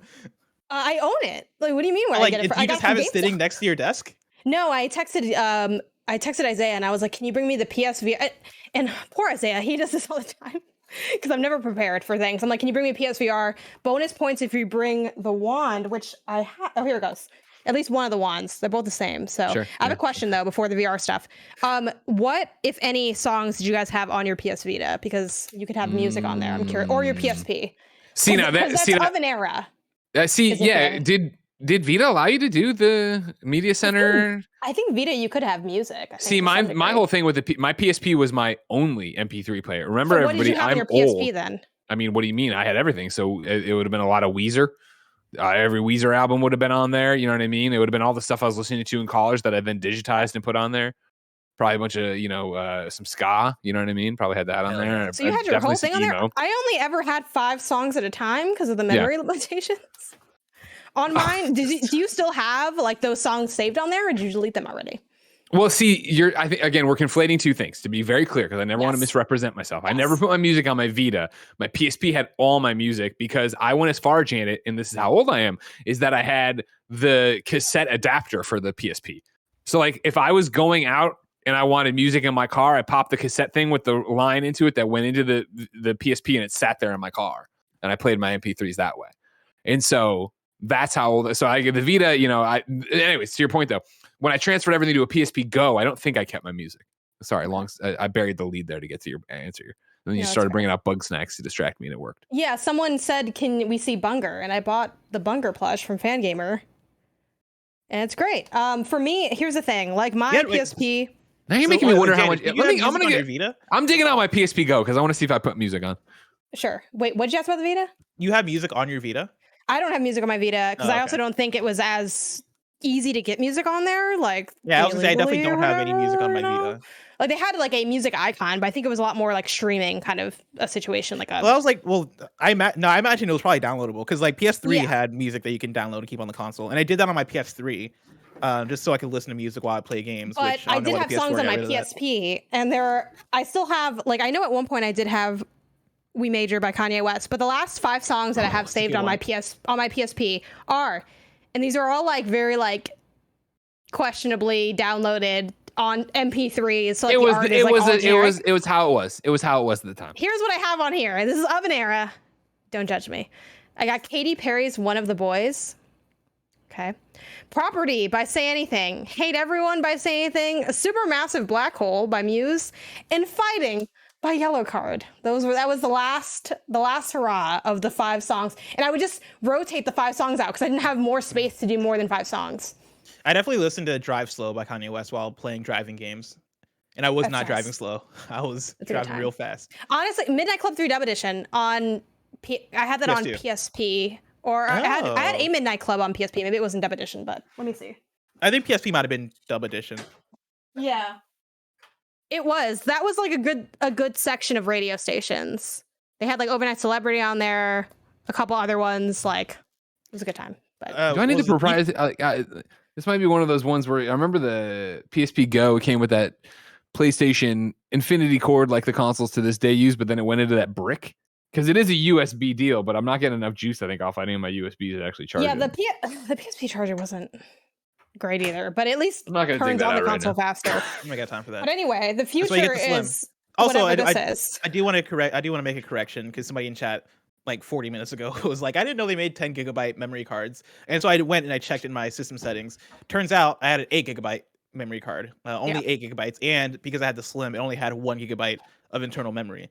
So I had like 9 gigabytes to work with, which is not enough if you're playing a lot of games. If you're playing just one game, it's fine. But that's why I got the 32 because I'm like, I want to be able to have some freedom to like download stuff. Admittedly, I haven't done a lot of that yet. Mostly because it can't turn on right now. But I just wanted to not have to worry about it. Like whenever I do eventually do a storage update, my thinking is, what can I buy where I won't have to think about this ever again? And then that's the thing I purchase.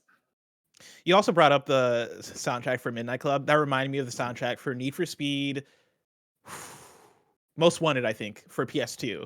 That had a great soundtrack, including, I think, original songs by Lupe Fiasco. I think they had nice. Tilted by Lupe Fiasco, which was my jam. And also like a group of other great songs. I think Jin might have been on there, MC Jin, who you know from 106 and Park, battle rapper. Yeah. It's killing the game.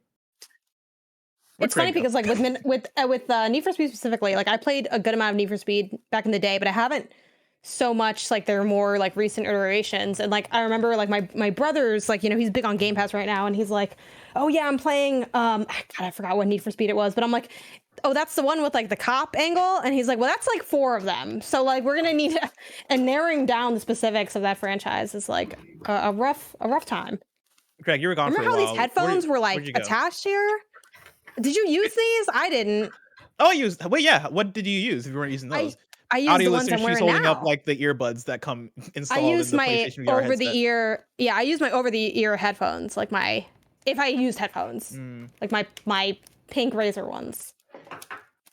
But I often just let it play aloud because the last thing I want, like when you're too immersed in VR and you live with other people, it's kind of scary. So I'm like, that is honestly why I've not used VR since moving in with other people. It's because like I don't want to be. Michael Heim is going to come in and poke you. Oh, he absolutely would. This is I'm kind of sad at this moment because this is me fully admitting that I'm not going to play VR again, because having Isaiah unplug this and bring this here, I'm like, I will never plug this back in. Like like he had to take it out of like a bin of like cords and wires and things. And I'm like, I'm not gonna, this is the end. This was the last time. Greg, what are you doing right now? It's that thing where I'm like, I got the PSP Go and I got the USB cord. It's so cute. And then, like I said, I couldn't find the PlayStation proprietary little brick that then goes to the plug. And so then I was like, you know what? It's 2022. Some of the random ass, plugs I have, they have to put that technology in there to give me enough amperage or whatever.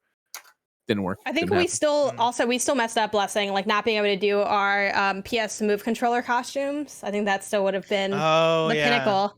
The Spider-Man thing was good, but like the Move controllers was a good move.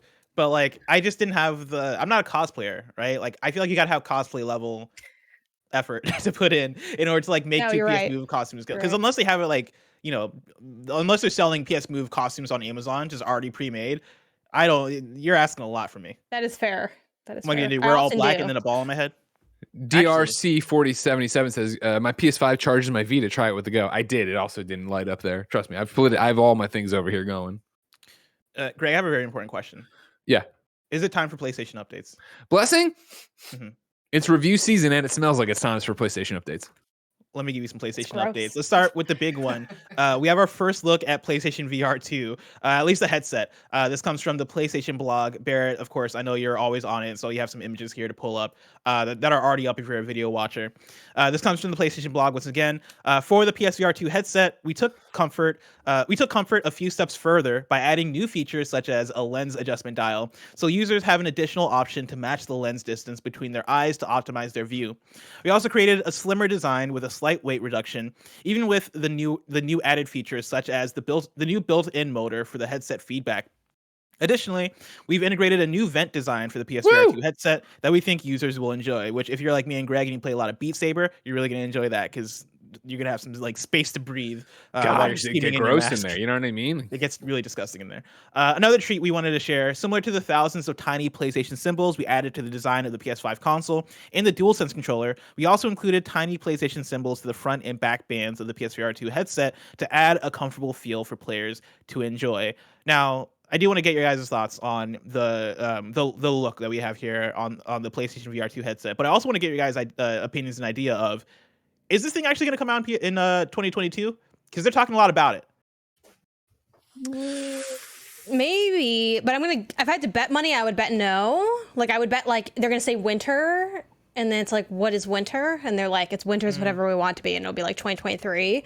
But they are talking a lot about it, which is at least reassuring that I think it's on track to be coming out soon. Whether that's soon as 2023 or 2022 remains to be seen. I think there's also just like a lot of questions with what's the next chunk of time look like for PlayStation, because there is still like, you know, God of War on the horizon, which obviously like software and hardware are two different things. Like I don't think those necessarily are in conversation with each other. And we know from history that like PlayStation's not shy about putting out multiple like very attention grabbing things at once. Like, you know, Ghost came out within like a few weeks of like, what was the other? Last of Us. Last of Us, right. Like Nobody I don't remembers think it. they worry about Fart in the wind. You just forget, you know, wind you again. block it out. Some of us do at least. I don't, but anyway, I don't think they're shy about having a really stacked calendar, but I think there's just like a lot of questions about what that next chunk of time looks like. So yeah, I'd vote no. I'd vote no, but I could think happen. Blessing, what do you think? I've been of the mind of like, no, it's not coming out in 2022, and that's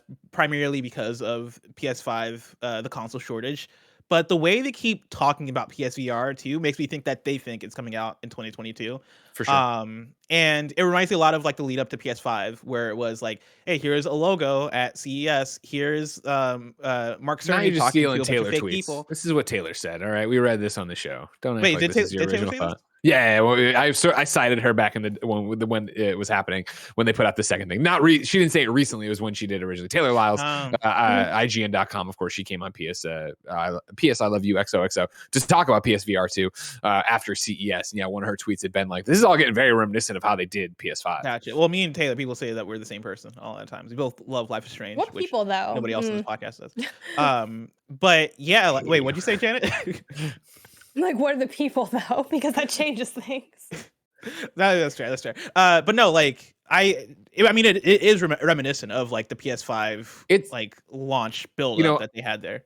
Infamously, on this very show, the day they announced the name of PlayStation VR 2, I was like, I could see them not, talking about how the PlayStation 5 has struggled with, semiconductors and getting them out and yada, yada, yada. So why do you launch a device for this? So they could do that, let alone the fact that as pandemic goes on and there's a million things and components are more expensive, at the time, I was like, I could even see them not doing PlayStation VR 2 at all, which was more of a foregone thing that people like to throw in my face like I meant it, like I was saying it, but whatever. The more that we've gotten closer, the more they've talked about it, I think they are targeting this year. And I think it honestly, the more I talk about it, it makes more sense.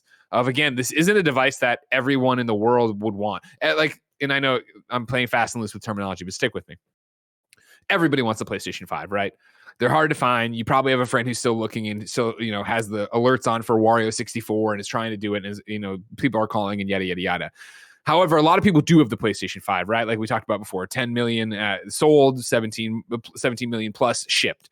They are out there, and they are out there to people like you, me, Blessing, and Janet, right? Of people who are PlayStation diehards, are video game diehards who love new tech and love new experiences. So honestly, it probably makes sense that, yeah, even if you can only get out 1 million of these, right? And because that's what PlayStation VR originally did in its first... I'm not the numbers guy or history guy. I want to say 3 months. Maybe it was the first half of the year when it launched. And remember, I think it was John Kohler who was impressed with it, or Andy House who was super impressed. Like it outkicked the covers that I thought. If you put it out now and you actually have them on shelves, like, and there is a 500,000, 1 million, whatever it is, they're going to sell out because the people who have PlayStation 5s are PlayStation fans.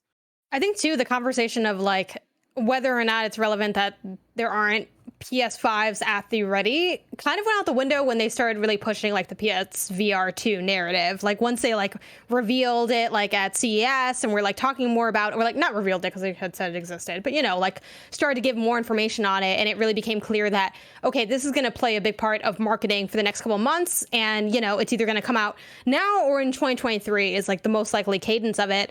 Like that conversation of, does it matter that there's like clearly they don't care, and not like they don't care like they're not thinking about it or they're not mindful of it or it's not part of their process, but like they are moving forward with it, and the market is what the market is. Like I feel like they have shown that element of it, and for that reason, like I'm personally not taking into consideration how widespread or not widespread PS5 availability is, because it does not seem relevant to like what their marketing cadence and calendar is. Like they seem set on putting this thing out, and I don't think they're waiting for like PS5s to be more available to do it, because if they were, we wouldn't be having this conversation right now. I think part of it too is that they've not said when the date is yet that PSVR 2 is coming out, and I think which isn't outrageous, because remember, if they're following the PlayStation 5 timeline, right, that would be around summertime, the E3-ish time.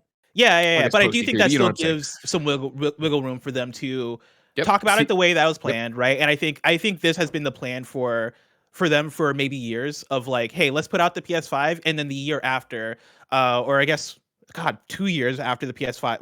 What year are we in? God damn. 2 years after the PS5 came out, let's put out PSVR 2, right? And have that build up be the 2022 build up towards PSVR 2. I think if I had to guess, that's always been the plan. And what wasn't the plan was the console shortage and the chip shortage going on right now. But I also don't think that for PlayStation, who is very like, we move to our own beat, right? Like we're unfazed by competition. We do what we do and don't let anything deter us, right? I think they stick to the plan. It sounds like a fucking pep talk, like you're on the football field with PlayStation. I know, I've been listening too much. We do what we do. But I think they stick to the plan as usual, and then continue to assess. Where if by summer things seem pretty bad for what console availability is, then you pull back and go, actually, let's announce 2023 as opposed to 2022. But if things still look like, or even if they come down on the place that like console shortage is just indefinite and we're never going to get to the place where PS5s are as available where anybody can get them at any time, then what are we waiting for? Like, what are we holding this thing back for? We might as well just put it out, because I think the plan for them is to have PSVR 2 grow alongside the PS5, so that you don't have a Vita situation where it is we launch in year 4 of the PS5 and now the PSVR 2 is caught in between two consoles. I think that kind of speaks death to it. I think the earlier you get it out in the console cycle, the better, and they just had to deal with the unfortunate situation or circumstance of the console shortage. And so with that, I think their plan is 2022. I think it comes out 2023 spring at the latest. But I'm still like not convinced about 2022. If they did 2022, it's wild to think of like 2 Horizon games coming out technically in 1 year. Yeah. And did they say launch for Horizon Call of the Mountain? No, but you have to imagine. No, but like, yeah, like I feel like that'd be, if they're not launching with Call of the Mountain, I feel like they gotta be launching with something that they haven't. Like I imagine it'd be Call of the Mountain because they've already talked about it. Like if they were gonna do Astro 2, I feel like they would have led with that. But I was gonna say Astro 2, but that's a good point. But the Astro 2 is like appeals again to us. If you're trying to get the headline on IGN in people's eyes, you'd say Horizon. Yeah, I don't know. I feel like it's the same way of like when they're like, hey, here when they're like the next thing we want to let's talk about our next PlayStation VR experience, and the lights go down or it's a State of Play and it cuts and it's the Naughty Dog logo, people are gonna lose their fucking minds. You know what I mean? No, you're right. I mean, I can't pretend that like Aloy doesn't have more cachet than Astro, but like Astro has cachet. Like, dude, I love Astro. I'm not talking shit. Astro, if you're listening. I wonder though. Yeah, Astro, fan of the show. I also think there's a readiness thing there too of like, are you gonna have Horizon ready for launch versus a new Astro game? And I think chances are, I would think that maybe you have a new Horizon ready, because like Astro, we got Astro's Playroom last year at the team Asobi. Yes, Asobi. I always want to call them Asobo. Asobo's the other studio that makes the playing game. Team Asobi, right? Like, what are they working on? Are they working on something VR? Are they working on something console? Are they working on both? Like, how much space and bandwidth do they have to actually have something ready for launch, right? Like, I think as PlayStation, you take what you can get at launch, but you do, I think on the marketing side, you do lead with Horizon, because Horizon, out of all of their big first-party IP, whether they have a God of War or Naughty Dog, whatever VR game, I'm sure Horizon is going to come earliest, which is why they announce it first. But I don't think that like necessarily discounts something like an Astrobot or something that is like VR-centric coming out at launch, and then Horizon comes out 3 months later or something. I think too, so much of like what launch for this looks like and what like the hype around launch looks like is contingent on whether or not there's backwards compatibility, which people are like wishing slash assuming slash wishing. There that better I be. don't think there's There going to be. better be. I doubt it so heavily. Why? Well, you doubt it'll happen just because like Yeah. technologically you don't No, think it'll yeah, happen. no, because of the lack of the camera. Wouldn't the answer be that it's backwards compatible? If you're playing something with the camera, you need to get the camera. Or if you need something with a light bar, I you just think have to it's- sync your it's- DualShock 4 or some shit. I think it's just so inherently different where it's like, do you want people to associate PSVR 2 with the PlayStation Move and like busting out a PlayStation camera, which Well, I feel already like needs an that's- adapter to work on the PS5? I really Like- thought It's the Janet was going to same- hold up her 2 move wands. She held up a No, Vita and a PSP. No, because that's like so much of the like even just like y'all's episode, like predates me of the best Vita games. Like you talk about games that are available on the PSP, which is fair and fine, but I think it's like so weird because on one hand, like I think just like in the context of this episode of talking about the PS Vita, like the idea of PSVR 2 being like a niche thing, I just feel like history is repeating itself, not in a bad way. Like I think I want it to be backwards compatible because I feel like there are a lot of people or a good chunk of the audience that maybe like would be getting PSVR 2 that didn't have PSVR 1, or even me that I had PSVR 1. Like I didn't play everything on it either. I played a couple of games and that's it. Yeah, I think it'd be advantageous to have it. Like I do want wanna- to I do- have it and hope they do. No, I do want to clarify too what I mean. Let me 'Cause, clarify before, because I'm not. This is just a factoid thing that I do see Yeah. some. War Machine in the chat is pointing out.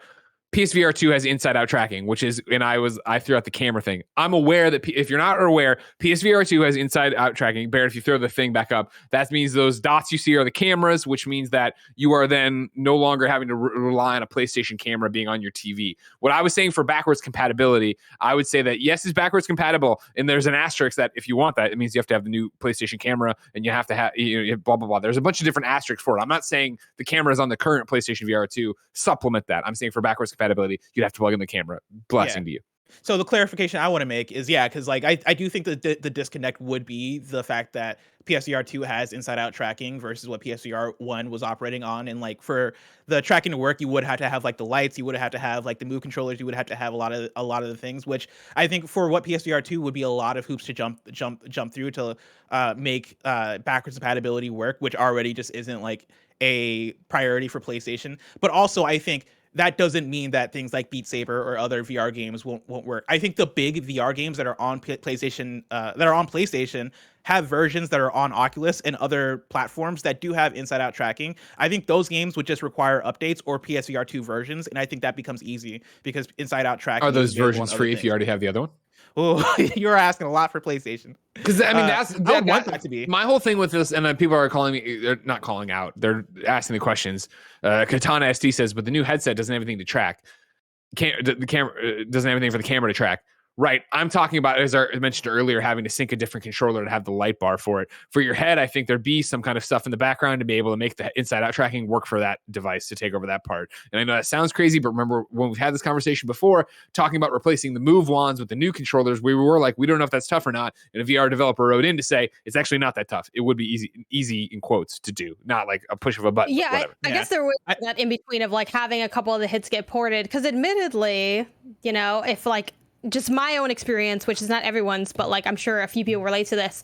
The games that I didn't play on PSVR 1, like I maybe didn't care to as much. Not that they weren't good games, but like they did not draw me in the era that I was playing PSVR 1. So I don't think I'd necessarily mourn for that if I had enough new things and interesting things to like keep my attention for PSVR 2 and make it feel like I'm actually really getting something out of my PSVR 2 experience. I think without like ports or backwards compatibility, that I struggle to imagine a world where that library will like satiate the common fan in the sense of like, I think you need at least a couple things. Like you think of PS5 and like so many of those things weren't necessarily exclusive. Like there haven't been that many specific PS5 exclusive games, but there's enough there that you feel like if you are all in on PS5, you're having a good time, and it's new stuff, even if it's not exclusive stuff. And I think that feeling is really important to capture. I also think PSVR 2 though for PlayStation is a fresh start for VR, where I think in terms of library, which is what we're talking about, right? Like, you buy a PS5 knowing that you can play PS4 games, and that makes it a more comfortable purchase, having like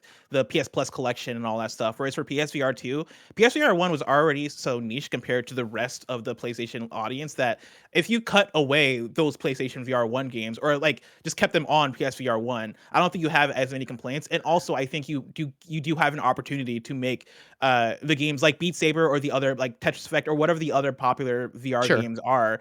You make those better by giving them the modern versions with the here's my tracking thing. and the new features. I think that the technology and the platform is so in its infancy that's why backwards compatibility works. Of like, cool, we've sold so many PlayStation 5s. We want you all in a PlayStation VR. Because like we're all in the same boat of like, we love our PlayStation VR. We don't play it ever anymore. You know what I mean? But like we loved it and we enjoyed it. And like I'd buy another one, but I'm sure there's the people on the opposite side of that coin that did buy it, didn't love it, and don't want to buy it again. So they're trying to entice people to go in there.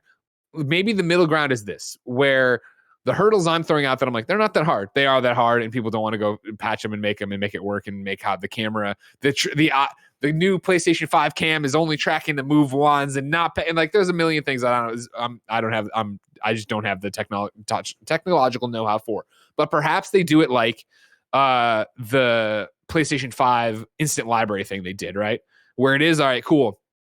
This is not backwards compatible, but if you buy PlayStation V, even if you don't, if you just want to redeem them on your PlayStation 5, PlayStation Plus members get access to 10 re-releases of PlayStation VR games that are, it's Iron Man, it's Walking Dead, Saints and Sinners, it's Beat Saber. Here are games that will work with your PlayStation VR that are the greatest hits of PlayStation or your VR 2 that are the greatest hits of PlayStation VR 1. We're bringing them over this way because it is correct of like, is the market big enough that people would then be offended that they don't have those games? But if you bring over the top 10, whatever that you say are the top 10, and that's the thing too, is like how many, when we're talking about the greatest hits of PlayStation VR 1, how many games are we talking about? I could probably name most of them, and I think with that, each of those games could probably get some kind of update that could make them backwards compatible through like giving them the inside out tracking or like porting the versions that are available on Oculus to PSVR. And making that a PS Plus collection situation, I think would be a stroke of brilliance, where it's like, cool, you buy a PSVR 2 and you get access to Moss, Beat Saber, and like all the Astrobot Rescue Mission, Iron Man, like all that stuff that people like. Kebab's on TV in the chat says, "Lol, nobody wants Walking Dead VR in 2022." I disagree. Like, I think that Walking Dead Saints and Sinners is a great game, and I think there's been enough conversation about being a great game that if you bought a PlayStation VR 2, you'd be like, you know what, this is there and it's free. I want to have the option. Here's the thing: it's all about options and illusions. Like the reality is, not everyone is playing everything all the time, but sometimes it does feel bad as a consumer to not have the option to play those things and the feeling of like that you're missing out on something. And I think that's kind of what, if PSVR 2, whether through porting or backwards compatibility, can carry forward that feeling that I'm not losing stuff, that you're not like holding out on me, even though like I don't really like using that phrase because it's a very like entitled idea and I didn't really like pushing that forth in the space. But at the same time, like, as a consumer, you want stuff, right? Like the idea of being a consumer is that you are consuming like the content and that you want to have it. So I think even if I wouldn't play, The Walking Dead, Saints and Sinners, the fact that I'd have it, I'm like, oh, okay, like it's not. And also, I think when your library is first starting out, like you want to have a base. I'm buying the headset. I'm buying Horizon because I'm a huge Horizon fan, and I'm getting these 10 games, of which 3 I'd like to play. 2 I've heard great things about, and then the rest I'm like, I don't know, but maybe I'll try those 5 at some point. That's the thing, is like when you have that bucket of 10 games, they can give anybody, right? Like different people are going to have 3 different games that they call out, and so like for Kebabs, you'll buy it and you go, I want to play Moss, Beat Saber, and Trover Saves the Universe, whereas like somebody else sees it and goes, I want to play Walking Dead, Beat Saber, because it's always Beat Saber, and then some other third game, and I think that is a good sell, honestly. Like I think it's exactly how you guys put it. But enough about PlayStation VR 2. Let's talk about Uncharted, specifically the Uncharted movie, which is a huge success. I'm pulling from Anthony D'Alessandro at Deadline, who writes, Sony's 106.4 million global box office weekend for Uncharted was another reminder to a streaming-obsessed entertainment industry that the tried and true business model of theatrical features still works, and that there's an audience for them. Uncharted was supposed to do $30 million over 4 days at the domestic box office. It wound up doing $51 million, setting its current current worldwide take to $139 million. Keywords in Rothman's note below is that he's already declared Uncharted a, quote, new hit movie franchise, end quote. The Deadline article specifically is about like streaming versus theater, which I don't necessarily want to get into on this podcast. I did want to point out the fact that you do have a what they're calling a new hit movie franchise in Uncharted, and I wanted to know from you guys, like, one, do you see this as being like the big step for PlayStation Productions and like what their future of greenlighting and producing movies becomes? And two, what PlayStation movie you want? Janet, you go first. Do I see this as the next big step?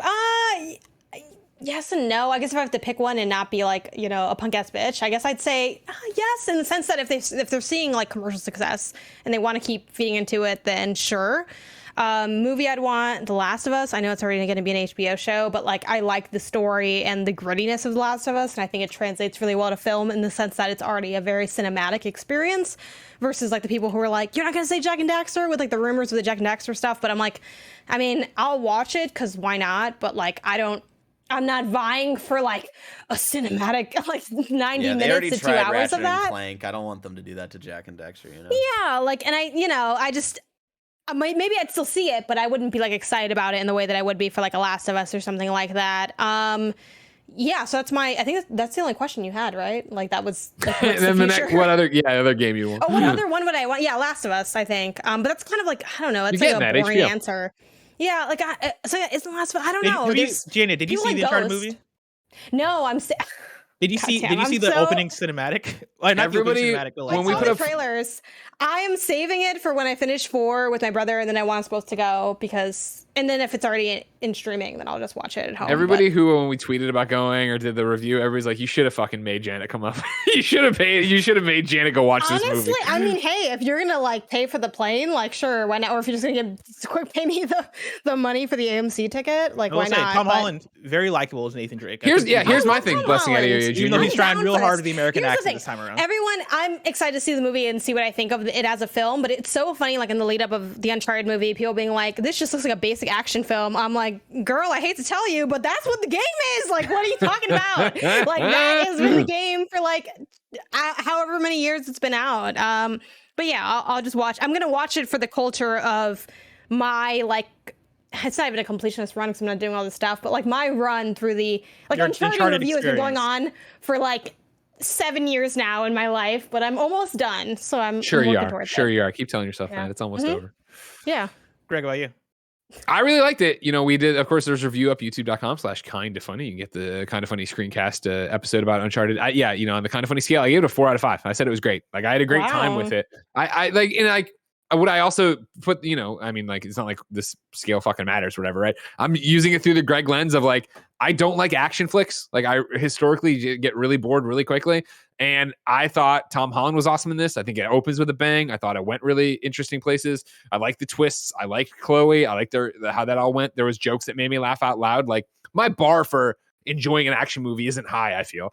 So like, I had a great time with it. Like, is it, fucking Citizen Kane or whatever? No, of course not. Is anything? I don't know. Okay, honestly, Citizen Kane, like, y'all need to calm down. Like, do you like Citizen Kane, or did you just have to watch an intro to film studies? Well, like, listen, you want to tell me the ending twist of Rosebud didn't blow your mind? I mean, it's nice, but like, so what? Like, again, like, oh God, who was the person that put up a poll about that? Like, that was me. 2 years ago. I think it was. Oh my God. I did. What was the better twist between Rosebud and Hail Hydra? And Jared Petty almost killed me.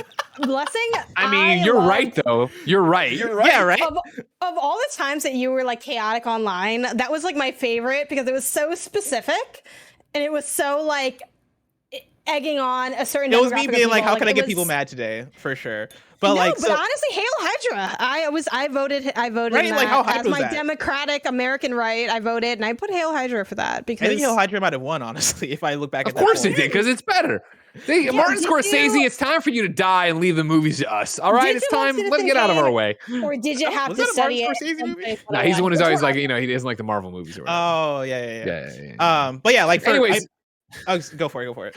Uncharted was a lot of fun. I'm super excited for it to see the next one. And I think even in the review, it seemed like, and you can correct me if I'm wrong, Blessing, even I think everybody else gave it a 3 and said it was okay. Yeah. But like everybody seemed to be like, I'd be down for another one. Like Kevin for sure was like, oh, I'd be interested in another one. Like I think everybody's scale for an action movie is different, or just a movie is different. Like they're not. Like I gave it like I gave it an okay, right, which is like on our scale 3 out of 5. And like when you talking about like you're not like a big action person, right? Like I kind of relate it to what would I give a 5 and what would I give a 4. Sure. And for me, like a 4 would be the Fast and Furious movies and what those do in action, and a 5 would be Mission Impossible franchise and like I wish we would have had the fucking scale. I wish we would have had the fucking scale for this on that last Fast and Furious, because I would have made Tim's head spin. I was so fucking bored in that last movie. Get the fuck out of here. It wasn't. I mean, the last one, yeah. I feel that F9 was not great. But like, yeah, for a great Fast and Furious movie, I'm giving in the chat, Rickman 1090. What the fuck did Martin Scorsese do?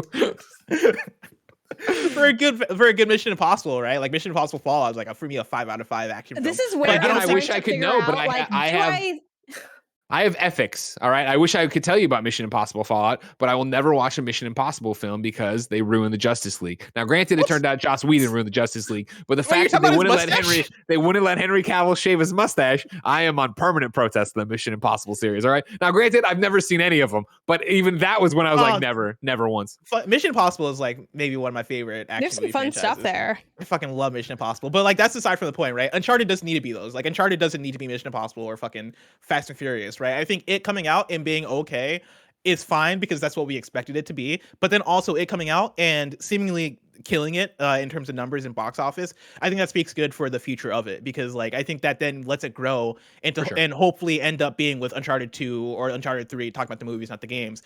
Those end up being the 4s out of 5s that like we didn't expect, that like grow into something big and cool. But then also like coming back to the PlayStation Productions conversation of it, like I'm excited about the idea of them continuing to do this and putting out cool and interesting movies. What do you like want? Shadow of the Colossus? Ghost of Tsushima. Yeah, like that'd be so cool, right? Like Ghost of Tsushima, like in the cinematic thing that is like new for the movies, the PlayStation Productions opening logo that looks like the PlayStation Studios thing, but with movies instead. Like it starts off with Aloy and her focus, and like it pings out and like shows these other PlayStation franchises. And I found that to be very interesting because it's the thing of like, is this signaling at what they're thinking that what their next movies or big film TV franchises are going to be?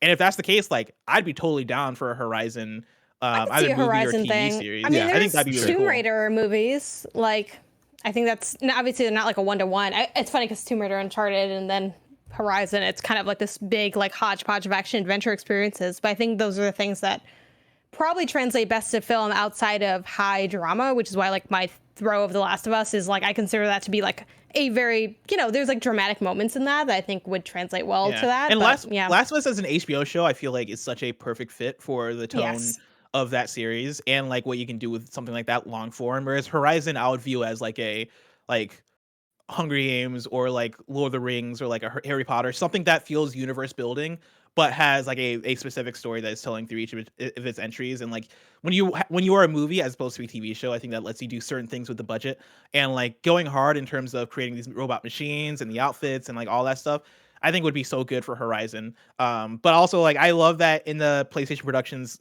opening logo cinematic, they have Astrobot in there. And I'm like, what the fuck do you think you're gonna do with Astrobot with PlayStation Productions? Is like the mascot. That's the thing. Like, all right, Sack Boy's in there too, and he's got something to say about that. Yeah, it's like, bro, but like, could you imagine a little Big Planet like cartoon that is like Cuphead show, but it's Little Big Planet or Astro's cute.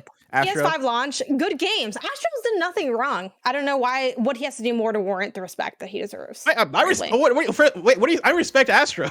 I'm just saying, Janet, we're both on the same podcast. Blessing does not respect Astrobot. We're well aware of that. I've stayed Astro for years. I fucking loved Astrobot Rescue Mission. I'm just saying, what does Astro have to say on the big screen? And I'm excited to see. I'm excited to see what Astrobot has to say. I feel like no one's needed to say anything to talk on the big screen is the thing. So why not? Let Astro take his piece of the pie. Why not? Final PlayStation update for you here. Shadow Warrior is launching on PlayStation Now. Is this a preview for what's coming with PlayStation Project Spartacus? Of course, I got this. This was announced this morning. I'm pulling specifically from Wario64, who tweeted out that it's launching and like on March 1st with a link to the actual listing. But this is an interesting one because as far as I can remember, this might be the first game that at launch is coming out on PlayStation Now. Ooh. I don't think we've had another game come out at launch on PlayStation think Now. we You're have. wrong, me in chat. But they're always like small. I mean, I think they're rarities, if not. But like, They're definitely rare. I think we definitely have had. Somebody said Virtual Fighter 5 that came out on PlayStation Plus. If you're talking about the one last PlayStation year. Now, are you saying? PlayStation Oh, Now. now. specifically Now. Oh yeah, you're right. There has to be something else.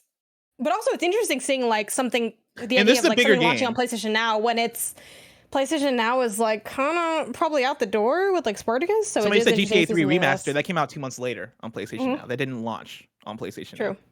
Fucking. But, like, Shadow Warrior- Blessing, come with the fucking facts, you know. I'm saying, like, what do you got, guys? I've been hosting on a PlayStation podcast for 2 years. Think I don't know what I'm talking about? Come And on. we now. know he hates Miles Morales and Astrobot. No, I love Like, one of someone those in things. chat all right? was like, "I hate Astrobot." Dash blessing.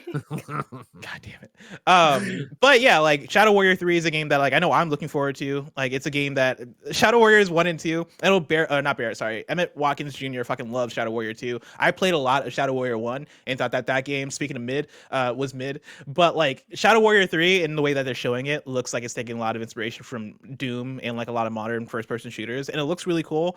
And it's like, you know, it's a Devolver Digital first person shooter. I think the fact that it's coming out on PlayStation Now day and date, pretty cool, like pretty I won't say monumental, but it is like worth noting, especially coming up on these Project Spartacus things of like, was this a conversation that was happening for Spartacus? Was this going to launch later? Did this end up just like falling through the cracks and them going, well, we still want to launch it for free on the platform?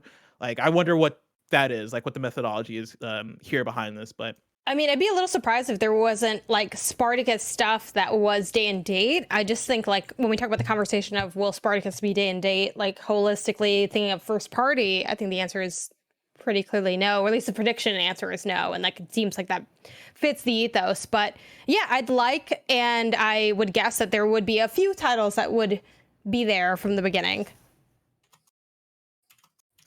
well, now it's time for PlayStation picks. Of course, this Hold is on, I'm trying to fact check because people are still coming Oh, at you about this GTA Definitive Edition. GTA stuff. 3 No, came out a it's- month later.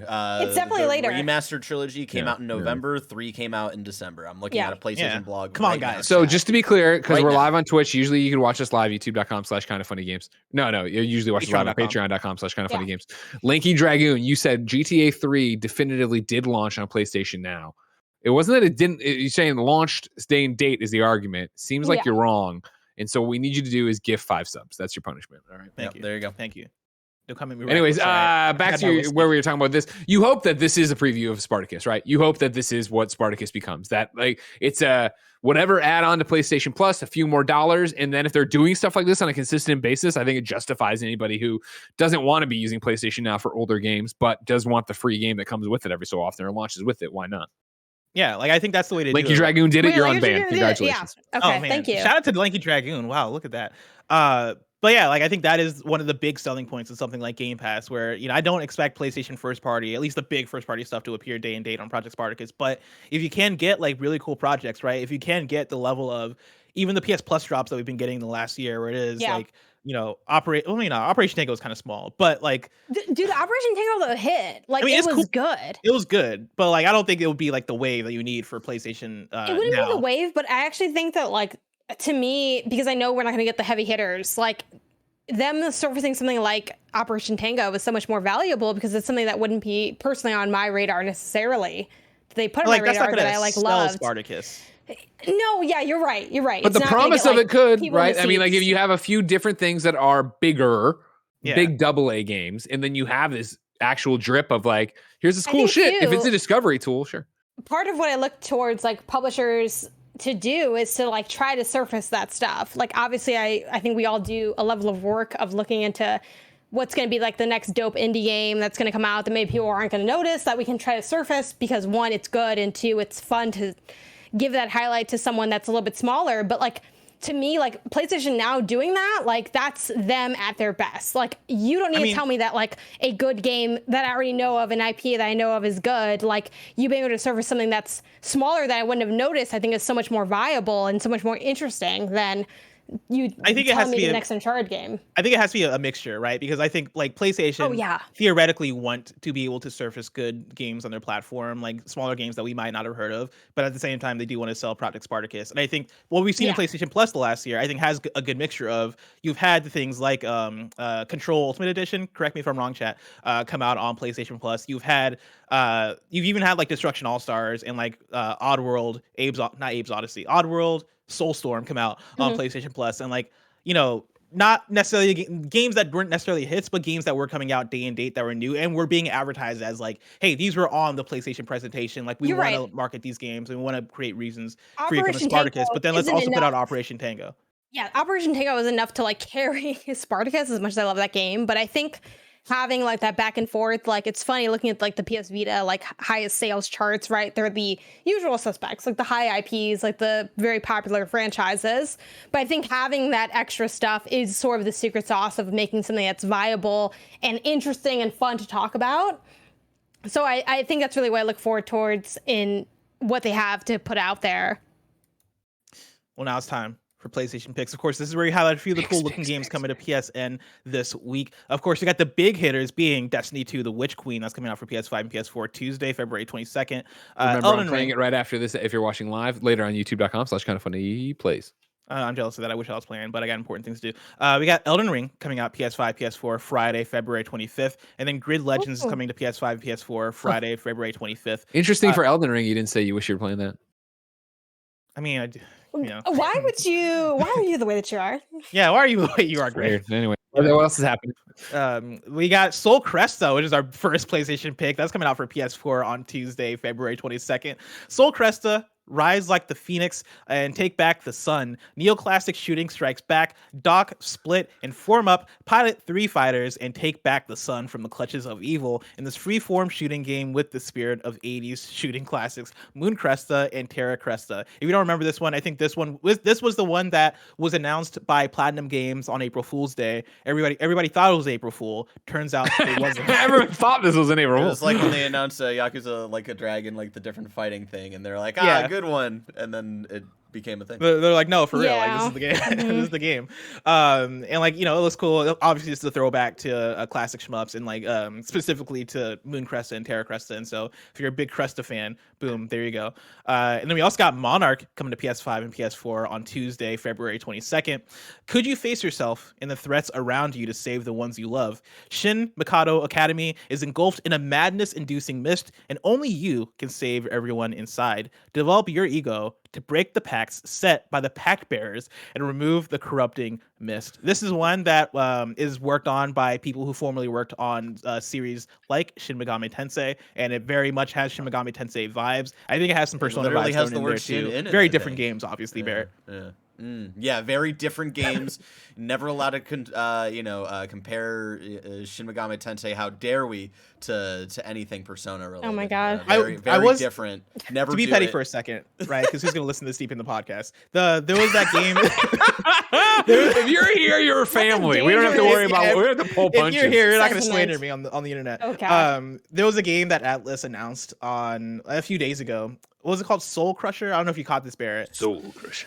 It was something that. Michael Hyams into. You better ask him. Yeah. Well, no, like 3 a.m. when they announced it, because I think they were working off Japan time. I hear like bangs, and then I hear Michael be like, "Oh, let's fucking go!" And I wake up at 3 a.m. and I'm like, "What's going on?" I looked at Twitter real quick, and I see that Atlas had announced some like random shit. Soul Hackers. Thank you, Lord. That makes sense. Soul Hackers to you. I got so close to retweeting that and quote tweeting it and being like, I'm gonna compare this to Persona 5 when it comes out, but I didn't, because I like being the bigger person, Barrett. I like being Except the for bigger here. person. No, dude. Except for right now. Be petty as fuck, Yeah. especially when it comes to the SMT fan base. You know what I'm saying, Bless? Yes, I didn't say all that. Now you're just targeting people. All right, I love the SMT fan base. Hey, They're but very I'm good. targeting get people outta because here. they targeted us. SMT, They hates targeted Asher, us. Hates Miles. There you go. Janet, what you been playing? I've been working on the Horizon Platinum, which is it's how funny close are you? because I don't know. Like so I've looked at like the trophies, obviously, but like I'm sort of just going with it. Like I don't think I necessarily need 100% of the game to get all the trophies, but I'm just like Correct. going towards stuff that seems interesting, like doing the Hunter's Lodges that I missed, doing the like side quests that I was interested in because I like the core characters that were attached to them. And I'm just kind of periodically checking in on some of the trophies. Like I've definitely been utilizing the trophy checker feature where I have like the next level I have to hit, like I think it's 50, like pinned on there, and I have a couple like random things on there, but I'm kind of just going, and then I don't know, it's nice. It's been a very heavy review season, as some would say. Yeah. And just being able to have like a little bit of freedom to do things like, obviously I'm excited for like Elden Ring's launch. I'm going to dip into that, but like just having a little bit of space is like so novel, which is really weird because normally like the fall is when we get like slammed really hard with releases, but like this came so quickly that I'm just like, okay, I'm done. Now I'm coming out for air. What do I want to do? And like, I really just want to play more Horizon. I've been really enjoying that platinum run. TBD on what else I'll do. I've been very slowly chipping away at Tome in the background and like other things, like other indie games. But right now, I'm all in on Horizon. I'm having a good time with it, and I'm liking it even more as I keep playing it and getting to like test out some of the skills that maybe I haven't built as much. Like I'm finally building up that melee skill tree soon and seeing what that has to offer. So that's what I've been playing. Yeah, for me, I have on my list here Redacted, and then Horizon. Exciting. Where, I know, right? So much to talk about. It's very easy to do these, if not review season podcasts. I'm chipping away at the Horizon stuff too. I'm probably way behind where you are right now because I think I only got that one day with Mike, but I continue to be impressed with how much I love that game. Like it's even playing other things now that I'm enjoying, or maybe not enjoying.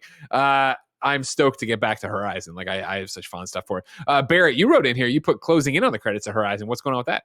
I wanted to give it its fair shake. When the review embargo came up, I was only like 8 or so hours into it, and I didn't know how I really felt about it.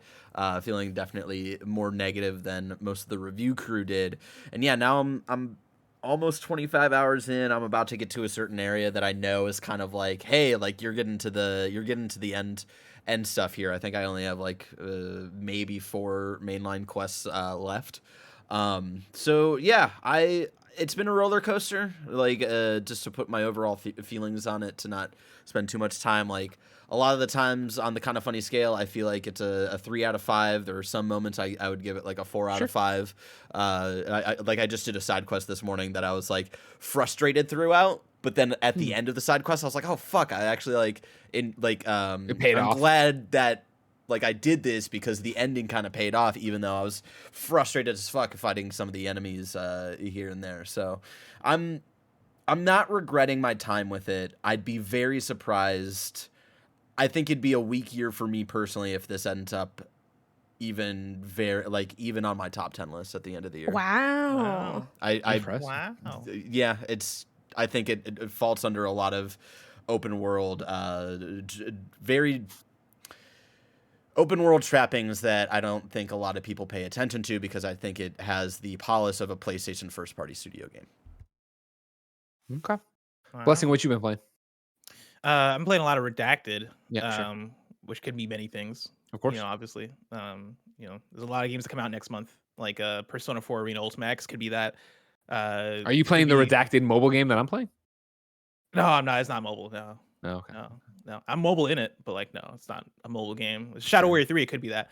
GTA 5 that comes out for next gen. I'm playing a lot of King of Fighters 15 also. We streamed that last week, me and Mike, and I'm having a lot of fun with it. It is I want to do like or like find a place to review. Maybe I could review it here. To like put it on the KindaFunny scale, because like I got really into that game, and like I'm not a King of Fighters person. Historically, I've not been a King of Fighters person, right? Like obviously I like fighting games, but King of Fighters is one that like I've found it in the past difficult to get into, and I think that that's partly because I compared to something like Street Fighter or Marvel vs. Capcom, where it is 2D, it is like a switch out your character, except like you can't manually switch it out. Your character has to die for you to switch out to the next. It's like hold back to block, all that stuff, right? That is like more comparable to a Street Fighter or an MVC, which typically are the games that I'm pretty bad at. I prefer a Tekken or a Arc System Works type fighting game. But King of Fighters 15, playing it, I'm like, dude, this game is way more accessible, or approachable, I should say, actually, than what I would have imagined. Like jumping into it, it has an auto combo system where you can just like tap square and you're getting in the combos that you need to like nail down your opponent, and like that stuff helps. The character roster is pretty great. Like there's a lot of diversity in the character roster in terms of the kind of characters you're playing as, where like The team I've been rocking with, which has actually been like I've been varying up my team a lot, but the team I've been rocking with lately is a character named Angel, who's like all melee, right, all up close and personal. A character named Luong, who like has like long range like attacks, and then a character named Isla, who has like throwable attacks with like she's like a paint can character, or not paint can. She's a spray paint graffiti artist character Gotcha. that like almost looks like she's from Splatoon or some shit. So I've been using those three a lot, and I've been like Listening? I've been jumping all over. If you like Splatoon, Janet, let me tell you, the soundtrack for this game is great. Okay, I've been no, jumping I love all over the Splatoon. roster. And like, you know, every character I choose usually has something that I dig about them, which is like a big compliment for me in this game, because usually I'm the kind of person that like I use one character and I just roll with them, right? I try to master that character and I don't look anywhere else. I feel really good about exploring the roster in this game, and like the fighting just feels real easy, real nice, and it's real. Playing it last week with Mike, Khalif Adams, and the community, like it was one of those ones where it felt like at any moment anybody could come in and hold their own and feel like they're playing in a competent way that doesn't make the game feel impenetrable. Like it's not a super hardcore fighting game, or at least like at this moment that is coming out, it doesn't feel that way. Maybe it evolves into that, but I've been really enjoying it. And if I were to put it on the KindaFunny scale, it would be like I would call it a great.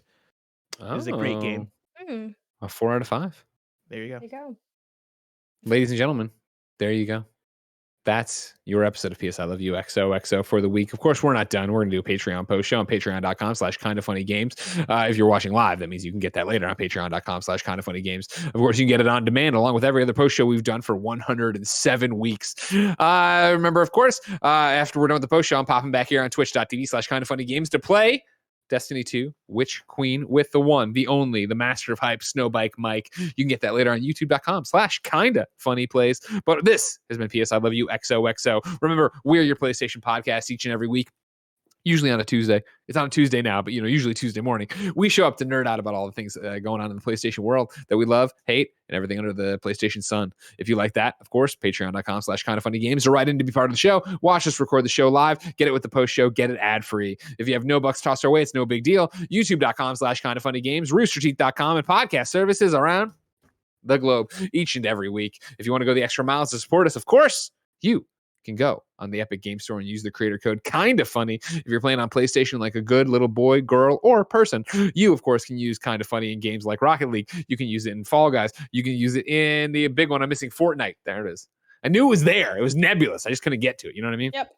If you want to go the extra mile, you can support the one, the only, the game playing, marathon training, Janet Garcia. Janet, where should people go to keep up with you? At Game Onsus, that's Game ONYSUS on Twitter, Twitch, like YouTube, pretty much everything. All right. Blessing, Janet, happy birthday to the PlayStation Vita. Yeah. Happy birthday. Still not hot, but it's fine. I thought you were holding up your drinks. Hold on. Sorry. There it is. Until next time, it's been a pleasure to serve you.